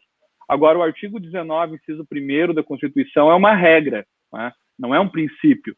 E lá nesse artigo 19, inciso 1º, diz o seguinte: é vedado a qualquer ente público, ao Estado, ao município, ao Distrito Federal, ao Congresso Nacional, a quem quer que seja, embaraçar o funcionamento dos cultos e das igrejas. Então, se por acaso, de alguma forma, a LGPD embaraçar o funcionamento da igreja, ela não vai valer. Entendeu? Por quê? Porque é uma norma menor, é uma lei. A Constituição é uma norma maior, está acima da Constituição. Então, quando a gente está falando de LGPD, a gente está falando de organizar a igreja, ter ordem, ter decência, mas daqui a pouco, como o exemplo que o Aaron falou, né, de um círculo de orações, de um círculo de oração de irmãs, que as irmãs vão passar o papelzinho ali para orar, e daqui a pouco não vai ter como ter ali todo o critério controlador, todo um critério para o papelzinho ser assinado e escrito. Vai deixar, então, de fazer as orações? Claro que não. Você vai fazer as orações, vai colocar o papelzinho e está aí a Constituição, porque senão você vai estar vedando e embaraçando o funcionamento do círculo de oração, né? Então, eu vejo assim, tem que ter esse cuidado só quando a gente está falando de LGPD. A LGPD não pode simplesmente impedir o funcionamento do culto, impedir o funcionamento da própria fé das pessoas. Agora, os dados dela devem ser tratados com cuidado quando os dados estão no banco de dados, quando o rol de membros e todos os dados sensíveis que o Alan colocou, eles devem ser protegidos. Agora, indo para a resposta do Jean, eu vejo que não é uma questão estatutária. Por quê? Porque o Estatuto Social é a lei interna das igrejas. E a LGPD é uma lei externa, é uma lei que se aplica a todos, inclusive à igreja. Então, você não vai colocar a LGPD no seu estatuto. O que você vai fazer, na minha concepção? Você vai ter um pacto de membresia, em que os membros já assinam, provavelmente, na sua igreja, esse pacto de membresia, e ali, nesse pacto de membresia, você vai colocar questões também relacionadas à LGPD, para que o membro autorize a igreja a utilizar, por quanto tempo a organização religiosa vai poder utilizar, como funciona a possibilidade do membro revogar essa utilização, se pode revogar, porque daqui a pouco a igreja vai dizer, se você revogar, você vai deixar de ser membro. Não é? Você vai deixar de ser membro. Eu preciso ter teus dados. Você não quer deixar os teus dados aqui, então você deixa de ser membro. E essa é uma previsão que pode estar daí no regimento interno, né? Você pode ter um processo disciplinar tem que ser regulado no regimento interno, o estatuto é só regras básicas, e lá no regimento interno, você pode ter uma disposição que o fiel, o membro, ele precisa aderir, ou seja, ele precisa disponibilizar os seus dados para que participe daquela organização religiosa. Se você não quer disponibilizar os seus dados, não tem problema nenhum, só que você não vai participar da organização religiosa. Por quê? Porque os dados são importantes para a organização religiosa, são importantes para a igreja, até para uma situação de ministérios, de oração, enfim, você tem ministério de jovens, ministério de homens, ministério de mulheres, ministério por faixa etária, e aí você não tem como utilizar esses dados para saber quantas pessoas estão no Ministério de Crianças, quantas estão no Ministério de Homens. Então, por quê? Porque o membro não deixa. Bom, aí você inviabiliza de novo o próprio funcionamento do culto. Porque, gente, culto não é só a liturgia de domingo às 8 da noite, né? Não, culto é tudo aquilo que envolve a organização religiosa, como as orações que o Alan falou. Isso é culto. Como, por exemplo, a divisão da igreja em ministérios, e cada ministério funcionando de forma independente, isso também é culto, isso também é atividade religiosa. Então, não é uma questão de estatuto, eu acho que pode ser regulado no regimento interno, no sentido de, e se o membro não quiser permitir? Aí você vai ter que regular no regimento interno. E essa questão de autorização, e aí o Alan me corrige se eu estou errado, mas eu acho que a melhor forma é no pacto de membresia. Esse pacto vai ter que ser renovado, essa autorização. Eu acho que ainda não foi regulado, né, Alan? Quanto tempo ainda pode ser utilizado, mas isso vai ser regulado. Eu vi uma pergunta aqui sobre a diretoria, se a diretoria muda. Eu acho que isso não faz diferença para a questão da autorização do membro. Né? A diretoria não faz diferença, né, Alan? Não, se estiver vigente, não. Por quê? Porque a diretoria pode ser 1 ano, geralmente a Igreja Batista é 1 ano, né? E você vai estar todo ano. Se a lei disser que é 10 anos, você não vai todo ano estar renovando, né? Então, esse regulamento ainda vai vir, a gente não tem esse regulamento. Eu só quis dar essa minha fala aqui, porque daqui a pouco algum pastor, poxa, agora eu não vou mais nem fazer um pedido de oração num bilhete. Não, calma, muita calma nessa hora, né? Nós temos uma regra que é superior a todas as regras. Só que assim, gente, veja o que aconteceu na pandemia, né? Eu vou terminar minha fala com isso. Na pandemia, nós temos uma liberdade religiosa que tem como núcleo essencial o culto. O que mais importante para uma organização religiosa são seus cultos públicos e seus cultos de portas fechadas, que é o mais importante ainda, que é a Santa Ceia. E o que aconteceu? Aconteceu que simplesmente o Estado de São Paulo, por exemplo, o Estado de Pernambuco, disse em um determinado momento que não poderia ter culto, né? Não poderia ter culto. Isso é um absurdo. Nem no estado de sítio, no estado de defesa, poderia ter uma vedação de proibição total de culto.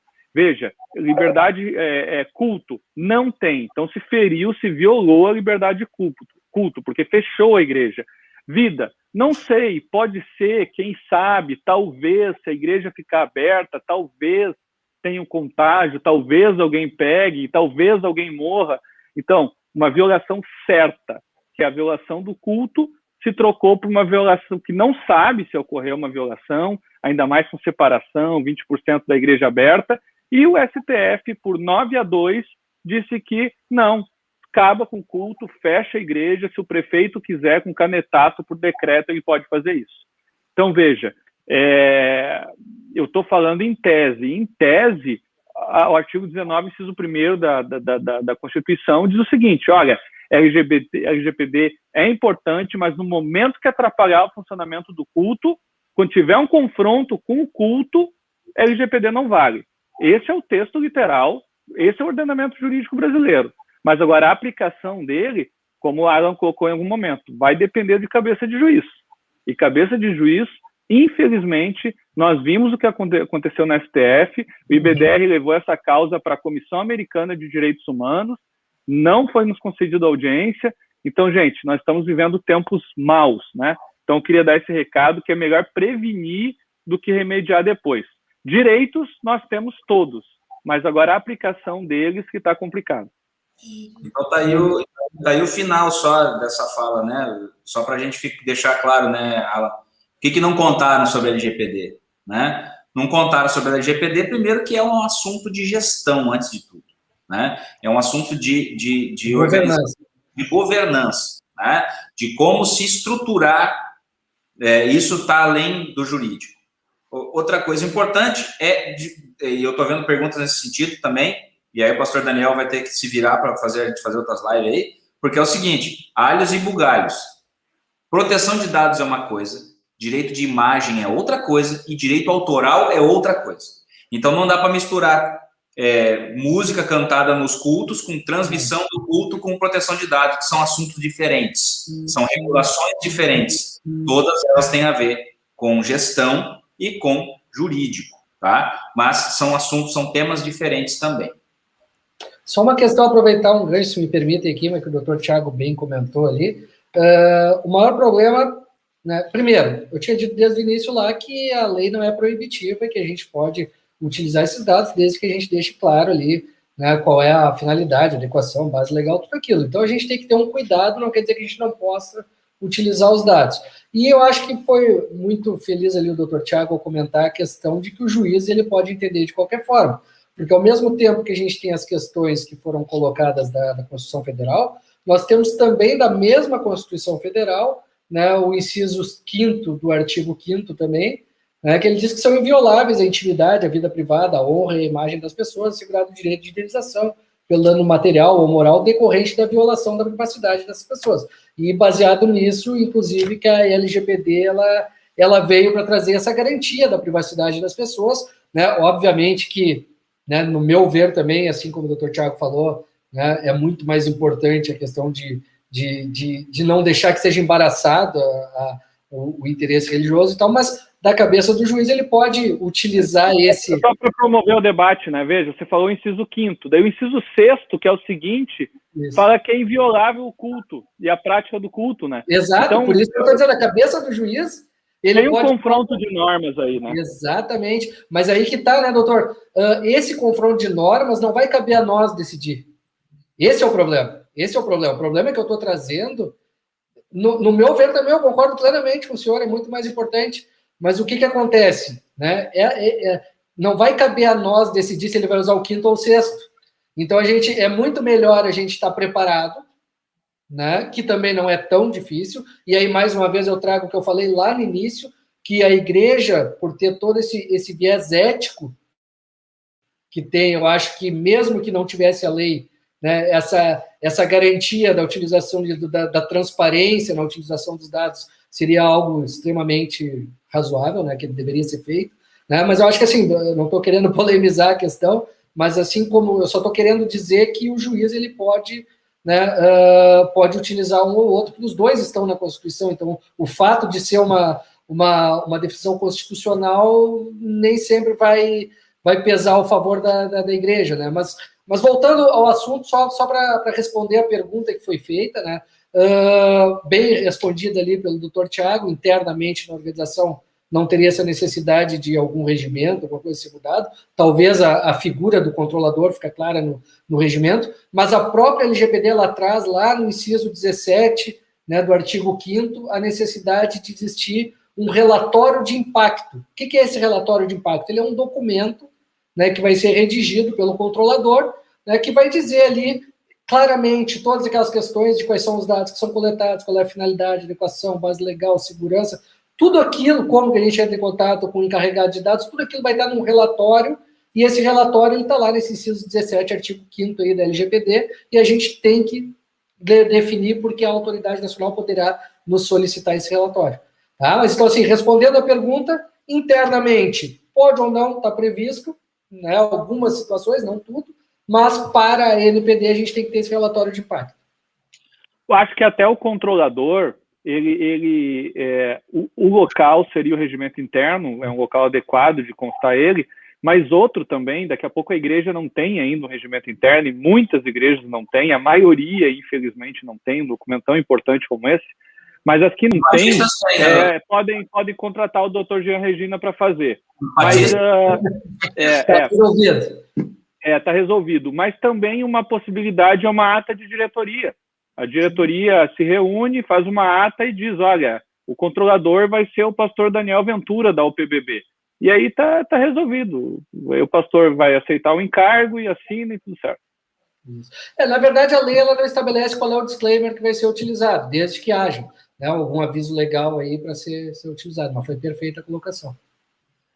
E o disclaimer da igreja geralmente é a ata, né? Eu acho que a ata é o mais apropriado. Desculpa, pastor Daniel. Pastor Daniel viu que o negócio é... O doutor Jean, doutor Tiago, doutor Alan, eu estou aqui acompanhado de uma advogada aqui ao meu lado e parabenizando, inclusive, pela extraordinária maneira como está sendo tratado o assunto aqui, num nível altíssimo. Temos, inclusive, um grupo que está aqui acompanhando a gente online. E, mais uma vez, destacar, em nome da Ordem dos Pastores aqui, a nossa gratidão por esse tempo, por essa reflexão. Temos ainda várias perguntas, eu queria destacar aqui alguns assuntos, até porque eu acho que o grande desafio é como fazer isso acontecer na prática. Já ficou aqui uma deixa de que nós vamos ter que voltar para tratar alguns outros temas que foram postos aqui, inclusive, sobre essa questão do direito de imagem. Nós estamos num tempo disruptivo, em que a pandemia antecipou uma experiência digital que agora é universal. Não há como falar de liturgia, de celebração, sem tratar dessa experiência híbrida entre o presencial e o virtual. Particularmente, eu acho que esse modelo veio para ficar, é caminho sem volta, e nós vamos ter que aprender, inclusive, a lidar com isso. Porque o uso do direito de imagem, como foi tratado aqui, dos direitos autorais, agora atrelado à imagem da própria instituição, que está fazendo a propagação desses dados, e a gente não tem nem como fazer a gestão de quem acessa, onde acessa, porque no ambiente da internet é um ambiente sem fronteira, a gente está aqui, mas ao mesmo tempo temos pessoas em outro lugar do mundo acompanhando a gente aqui. Então, nós vamos ter que voltar com esse assunto. Como nós estamos tratando hoje sobre a questão da gestão dos dados, ou seja, dessa manipulação dos dados, o Leonel e o Edson trouxeram aqui duas perguntas que vão no mesmo sentido, e que é muito prático mesmo, na realidade da nossa igreja. O doutor Tiago destacou isso, né?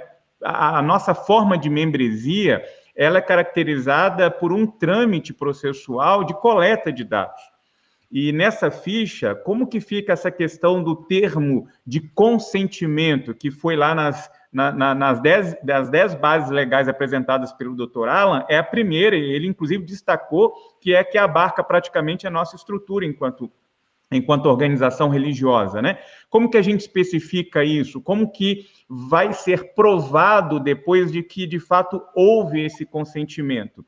E, complementando aqui com o Edson, não somente essa questão da informação de como vamos usar a coleta desse dado, mas como nós também podemos proteger a igreja de uma eventual reclamação futura, porque o doutor Alan colocou, inclusive, aqui para a gente um cenário hipotético, mas que está aí sendo possível de acontecer em qualquer uma das nossas realidades. Então, se o doutor Alan puder nos ajudar aí com uma resposta a essas duas questões. Com certeza. O que Deixa eu acontece? só, doutor Alan, deixa eu só dar tchau pro pessoal, que 8 horas eu dou aula e já são 20 para as 8, eu vou ter que sair correndo aqui, vocês me desculpem, tá? Mas o papo está muito bom, muito altíssimo nível, o doutor Alan é extremamente capacitado, o Jean já mais ou menos, mas o doutor Alan supriu aí. E muito obrigado, viu, pastor Daniel? Um abraço a todos e desculpe aí, mas eu realmente tenho que sair, porque senão meus alunos me matam. Valeu, gente. Um prazer, doutor Thiago. Tudo de bom. Então, respondendo aqui a pergunta do pastor Daniel, muito pertinente a pergunta, importante, né? Nós temos várias formas, então, de garantir esse consentimento, né? Então, poderia ser naquele formulário onde a pessoa vai preencher aqueles dados, a gente pode ter um campo ali embaixo, né, dizendo, estou de acordo com a política de proteção e privacidade, essa política está, né, acessível, seja ela num livro ali, ao lado dessa comunicação ali, onde ele vai preencher, ou através do site, de alguma forma, ou pode também, aproveitando essa mudança que está tendo hoje em dia, dessa transformação digital, que tem um ambiente no site, onde as pessoas possam fazer o seu próprio cadastro e tenha lá um checkbox lá onde ele vai dizer que está de acordo e aquilo vai ficar gravado. Pra vocês terem uma ideia, muita coisa está mudando em função da LGPD e em função também dessa transformação digital. Por exemplo, muitas organizações que coletavam currículo, né, para o pessoal que vai trabalhar na organização, ia uma pessoa lá e largava um currículo na portaria, por exemplo. Tem muita organização que não está mais aceitando, que está se adequando à LGPD, que não está mais aceitando isso, porque no momento que eu faço isso, eu estou coletando dados, que muitas vezes podem ser dados sensíveis, né? A pessoa pode botar o que ela quiser naquele currículo. Né? Eu não tenho segurança, porque largaram na portaria, alguém pode pegar e tal. Então, muita organização está optando por fazer o seguinte, olha, agora só vou aceitar, né, alguém que queira participar de um processo de recrutamento se ele entrar no ambiente do site lá, que diga, por exemplo, trabalhe conosco lá, né, e ele vai lá e preenche, e lá no final tem que ele concorde que seja utilizado aqueles dados para tal finalidade. Então, assim, tem várias formas da gente utilizar. Poderia ser com um formulário ali, que a pessoa escreva de próprio punho, e no final ele marque que está de acordo. O importante é a gente ter essa transparência. Dizer, olha, eu tô coletando esses dados para tal finalidade e tu tem que saber que eu vou utilizar esses dados para tais situações e com tal segurança, com tal transferência. Né? Então, a gente não precisa escrever no documento a política, mas a gente tem que fazer uma remissão, né? E a pessoa, se ela tiver interesse, ela lê a política, mas tem que ter condições dela fazer isso. Né? Pode ser pelo site ou pode ser por um formuláriozinho. No formulário, como eu disse, não precisa ter a política, mas tem que ter. Estou de acordo com a política, né, de proteção e privacidade de dados, ele vai marcar e a gente vai ter a prova daquilo ali. Né? Então, é uma forma da gente garantir, né, que essa pessoa, pelo menos, sabe, né, que a gente tem um documento, um disclaimer ali que vai dizer, né, o que é feito com esses dados, qual é a finalidade, né, qual é a necessidade desses dados, a base legal para a utilização desses. A gente sabe, né, pessoal, vou ser bem claro, que a gente sabe que, bom, numa empresa que pode nos lesar, a gente já não lê esse contrato, né, esse termo de privacidade. Imagina uma religião, numa igreja que a gente tem total confiança. Mas, né, mesmo assim, a gente tem que dar essa transparência, as pessoas lendo ou não lendo. Né, a gente tem que ter essas condições. Então, eu aconselharia, né, que se colocasse, então, né, no formuláriozinho ali, só uma frasezinha embaixo que está de acordo com a política de proteção e privacidade de dados, e se for via site, ter um checkbox ali com um linkzinho para a política, para que possa remeter a essa política. E óbvio, né, escrever a política e criar o caminho de como esse fluxo é, porque aí que está o problema. Aí o problema é que vem o cara e fala assim, não, vamos fazer a adequação da igreja para a LGPD. E o cara te entrega 2 folhas de papel, uma com a política, outra com o termo de uso, e diz, agora está adequado. E não é isso. Né? Porque o que existe, na verdade, é uma série de procedimentos. Gente, é manual. É outra coisa que o brasileiro não gosta, é manual. Né? A gente compra um negócio, a gente vai lá, sai fuçando, vai fazendo de qualquer jeito e tal, até montar ou quebrar. Né? E aí, ir no YouTube aprender como é que faz. O manual do brasileiro é YouTube. Né? O manual de como tratar dados, né? Ele prevê, então, as coisas acontecendo do outro lado do site ou da gestão. Este é o grande detalhe. Se nós queremos nos adequar à LGPD, teremos que dar esse passo de maturidade de gestão, para podermos, aí sim, ter o papelzinho dizendo, ó, está adequada a política. Mas se alguém for falar assim, mas tem política, e for falar no juiz, falar assim, ó, os caras dizem que está adequada a política, mas que política é essa? Não sei o que, tarará. E aí você vai mostrar um relatório desse tamanho, assim, né, dizendo como funciona. Este é o trabalho da adequação à LGPD, por isso ele é complexo, ele está trazendo bastante questionamento, e ele está também desassossegando, e num bom sentido, talvez, os nossos irmãos que estão ligados à administração da igreja, porque é um tema realmente importante.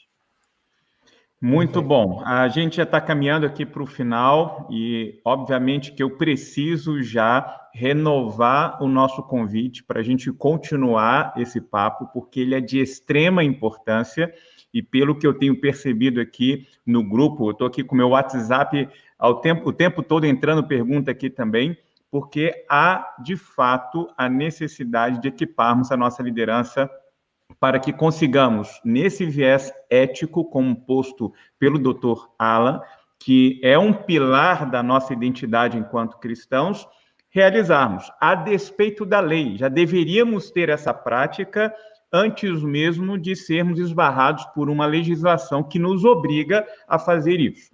Mas eu queria só destacar aqui, Dr. Alan, porque foram duas perguntas que foram nesse sentido, que é como que funciona o processo da revogação desses dados, né? Eu tenho que excluir essas informações, pergunta aqui o Marcos Barbosa, lá da base de dados, eu tenho que eliminar o registro físico, ou a ideia é não utilizar mais os dados a partir de hoje? E isso é reforçado pelo Vanderlei Lima, quando pergunta assim, isso se aplica a casos em que a igreja... não, eu estou lendo errado aqui. Evandro Cruz diz assim, algumas igrejas usam um sistema de CRM.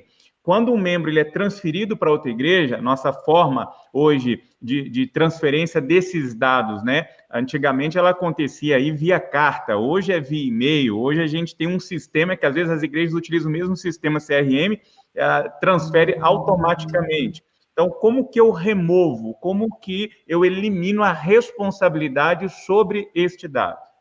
Perfeito. Importante a gente considerar que lá no artigo 18 da Lei 13.709, né, da LGPD, ele tem uma série de direitos do titular. Esses direitos, eles são, né, é diferente a revogação do consentimento da exclusão dos dados. Tá? A revogação do consentimento é no momento que ele diz o seguinte, olha, eu não estou mais consentindo que trate esses dados, mas ele não está solicitando uma exclusão. Esses dados vão continuar na base, só não vão poder ser utilizados. A exclusão, ela vai se dar aí dependendo da situação que ele vai ter. Então, por exemplo, ele pode solicitar uma exclusão caso ele tenha dado consentimento e diga, olha, eu não quero mais consentir com essa informação e quero que exclua. Mas se for uma outra base legal, por exemplo, uma execução contratual, né, o contrato é que está dizendo que tem essa possibilidade de utilizar esse dado.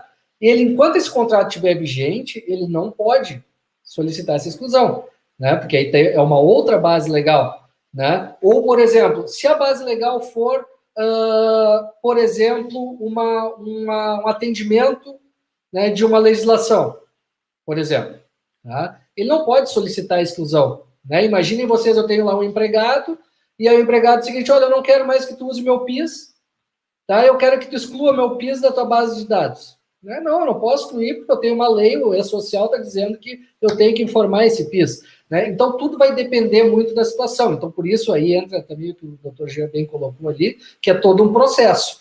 Né? Então, eu tenho que primeiro analisar. Entrou a solicitação, tá? E olhem como é complexo isso, tá, pessoal? Eu tenho dado consultoria para muitas empresas, e algumas empresas, inclusive, o pessoal diz assim, se apavoram a empresa quando alguém solicita algum dado. Essa semana, inclusive, me aconteceu que eles saíram correndo para responder, e aí quando falaram comigo, eu perguntei, tá, mas tu confirmou que aquela pessoa é realmente o titular? Né? Porque esse é um outro perigo que a gente tem. Imaginem vocês, eu entro em contato pedindo um dado do Jean, e a igreja lá naquele desespero para tentar responder, vai lá e passa para mim um dado do Jean, ela está vazando um dado pessoal que não é para o titular. Então, tudo isso a gente tem que cuidar. Então, a gente tem que ter meios para poder garantir a entrada dessa requisição. Em garantindo a entrada da requisição, a gente tem que ter meios para garantir que aquela pessoa é o titular. Em garantindo que ela é titular, a gente vai analisar todo o processo, verificar qual foi a base utilizada para coletar e tratar aquele dado, e dependendo da base, a gente pode excluir ou não.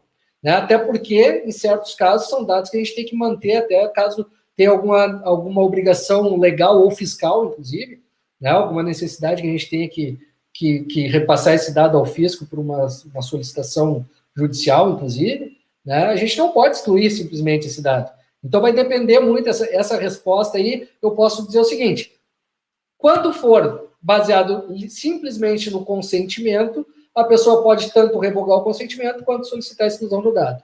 Se for outra base legal, depende. A gente vai ter que analisar a base legal. Aí tem que ter todo aquele processo, o Dr. Jean bem colocou, onde a gente define o processo, define a finalidade, adequação, base legal, necessidade, para a gente poder, sim, ter um resultado ali de saber, ó, esse dado aqui eu posso excluir, esse aqui eu não posso, esse aqui eu tenho tal situação sensível que eu tenho que observar.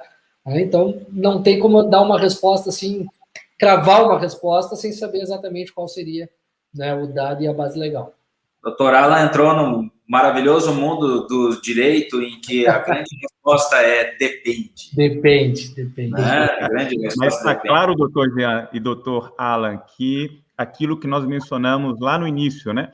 O valor e a importância, a necessidade dessa figura da autoridade legal, desse orientador jurídico para as igrejas neste tempo. Nós não podemos nos esquecer que quando tratamos sobre igreja, nós temos, ao mesmo tempo, esse valor organismo enquanto aspecto espiritual, mas organizacional como uma empresa que está debaixo das vertentes da lei e que a gente precisa, portanto, trazer para perto esses instrumentos com as suas autoridades e as suas pessoas capazes de nos orientar. E por isso que a gente está aqui nessa parceria com o MBDR, que vai nos ajudar a construir, numa parceria, maneiras de orientarmos e ajudarmos as nossas igrejas e as nossas lideranças pastorais e como agir adequadamente neste tempo, sem sofrer aí os impactos, né?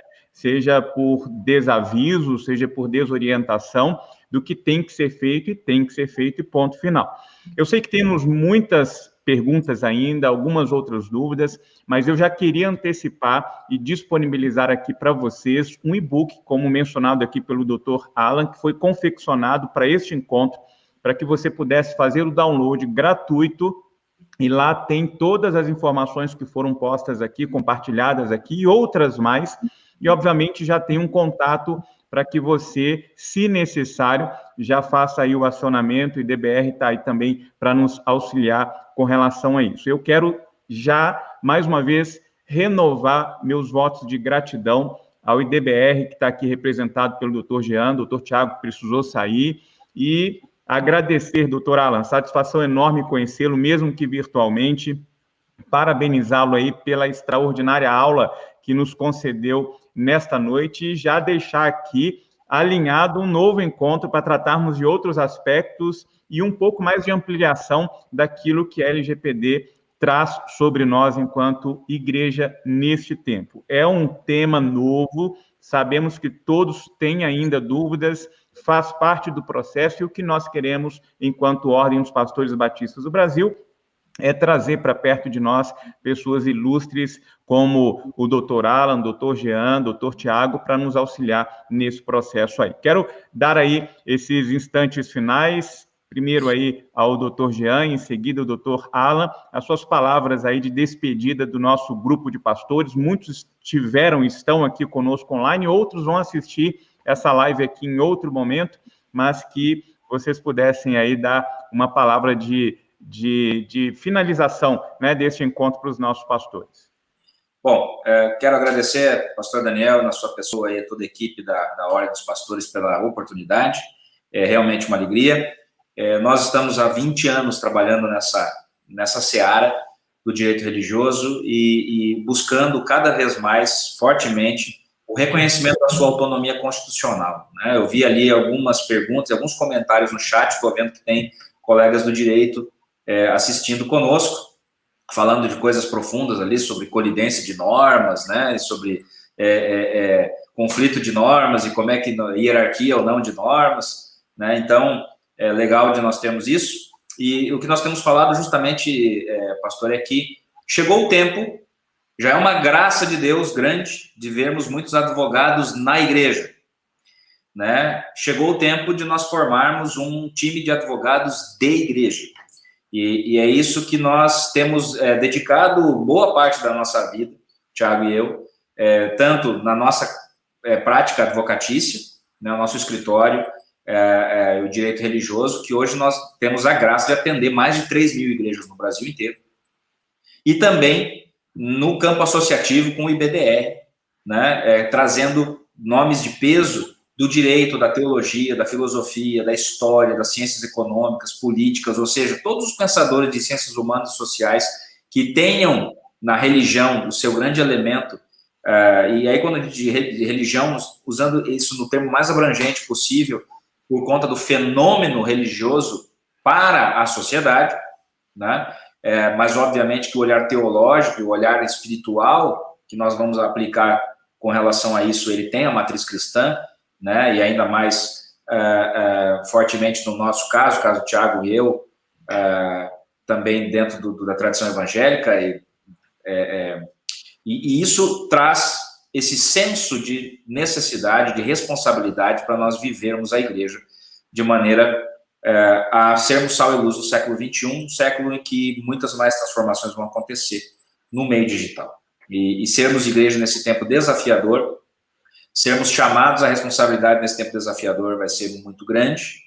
Nós estamos nos preparando como geração para os nossos filhos e netos serem igreja num palco absolutamente diferente daquilo que nossos pais viveram. E situações como essa da LGPD são o início, né? O início desse novo momento, dessa revolução 4.0 que está vindo aí, né? Então, iniciativas dessa como essa da Ordem são muito importantes, e a única coisa que eu posso agradecer e também deixar, obviamente, franqueados os nossos canais, aí tanto o Instagram, Direito Religioso Oficial, quanto também o nosso canal no YouTube, youtube.com/Direito Religioso, onde nós temos ali também muito conteúdo para a igreja em todas as áreas que tem a ver com direito, e aí certamente vamos pegar muitas dessas perguntas aí para transformar em conteúdo de live. E eu quero agradecer também ao Alan, falando do Alan, também ao meu querido amigo André Mendonça, estou pensando no ministro, o André Fraga, que é o diretor-presidente da Comply LGPD Solutions, nosso querido amigo, parceiro de longos anos de caminhada, que é um empreendedor nato, que viu na necessidade de adequação da LGPD da sua empresa uma oportunidade de criar uma nova empresa, e junto com o Alan estão desenvolvendo a Comply, tanto no mundo corporativo, e depois do nosso desafio também entrando no universo eclesiástico, trazendo solução, informação e formação de qualidade, para que juntos possamos oferecer o melhor nesse tripé de gestão, tecnologia e jurídico para as igrejas no Brasil. Gente, muito obrigado. Deus abençoe a todos.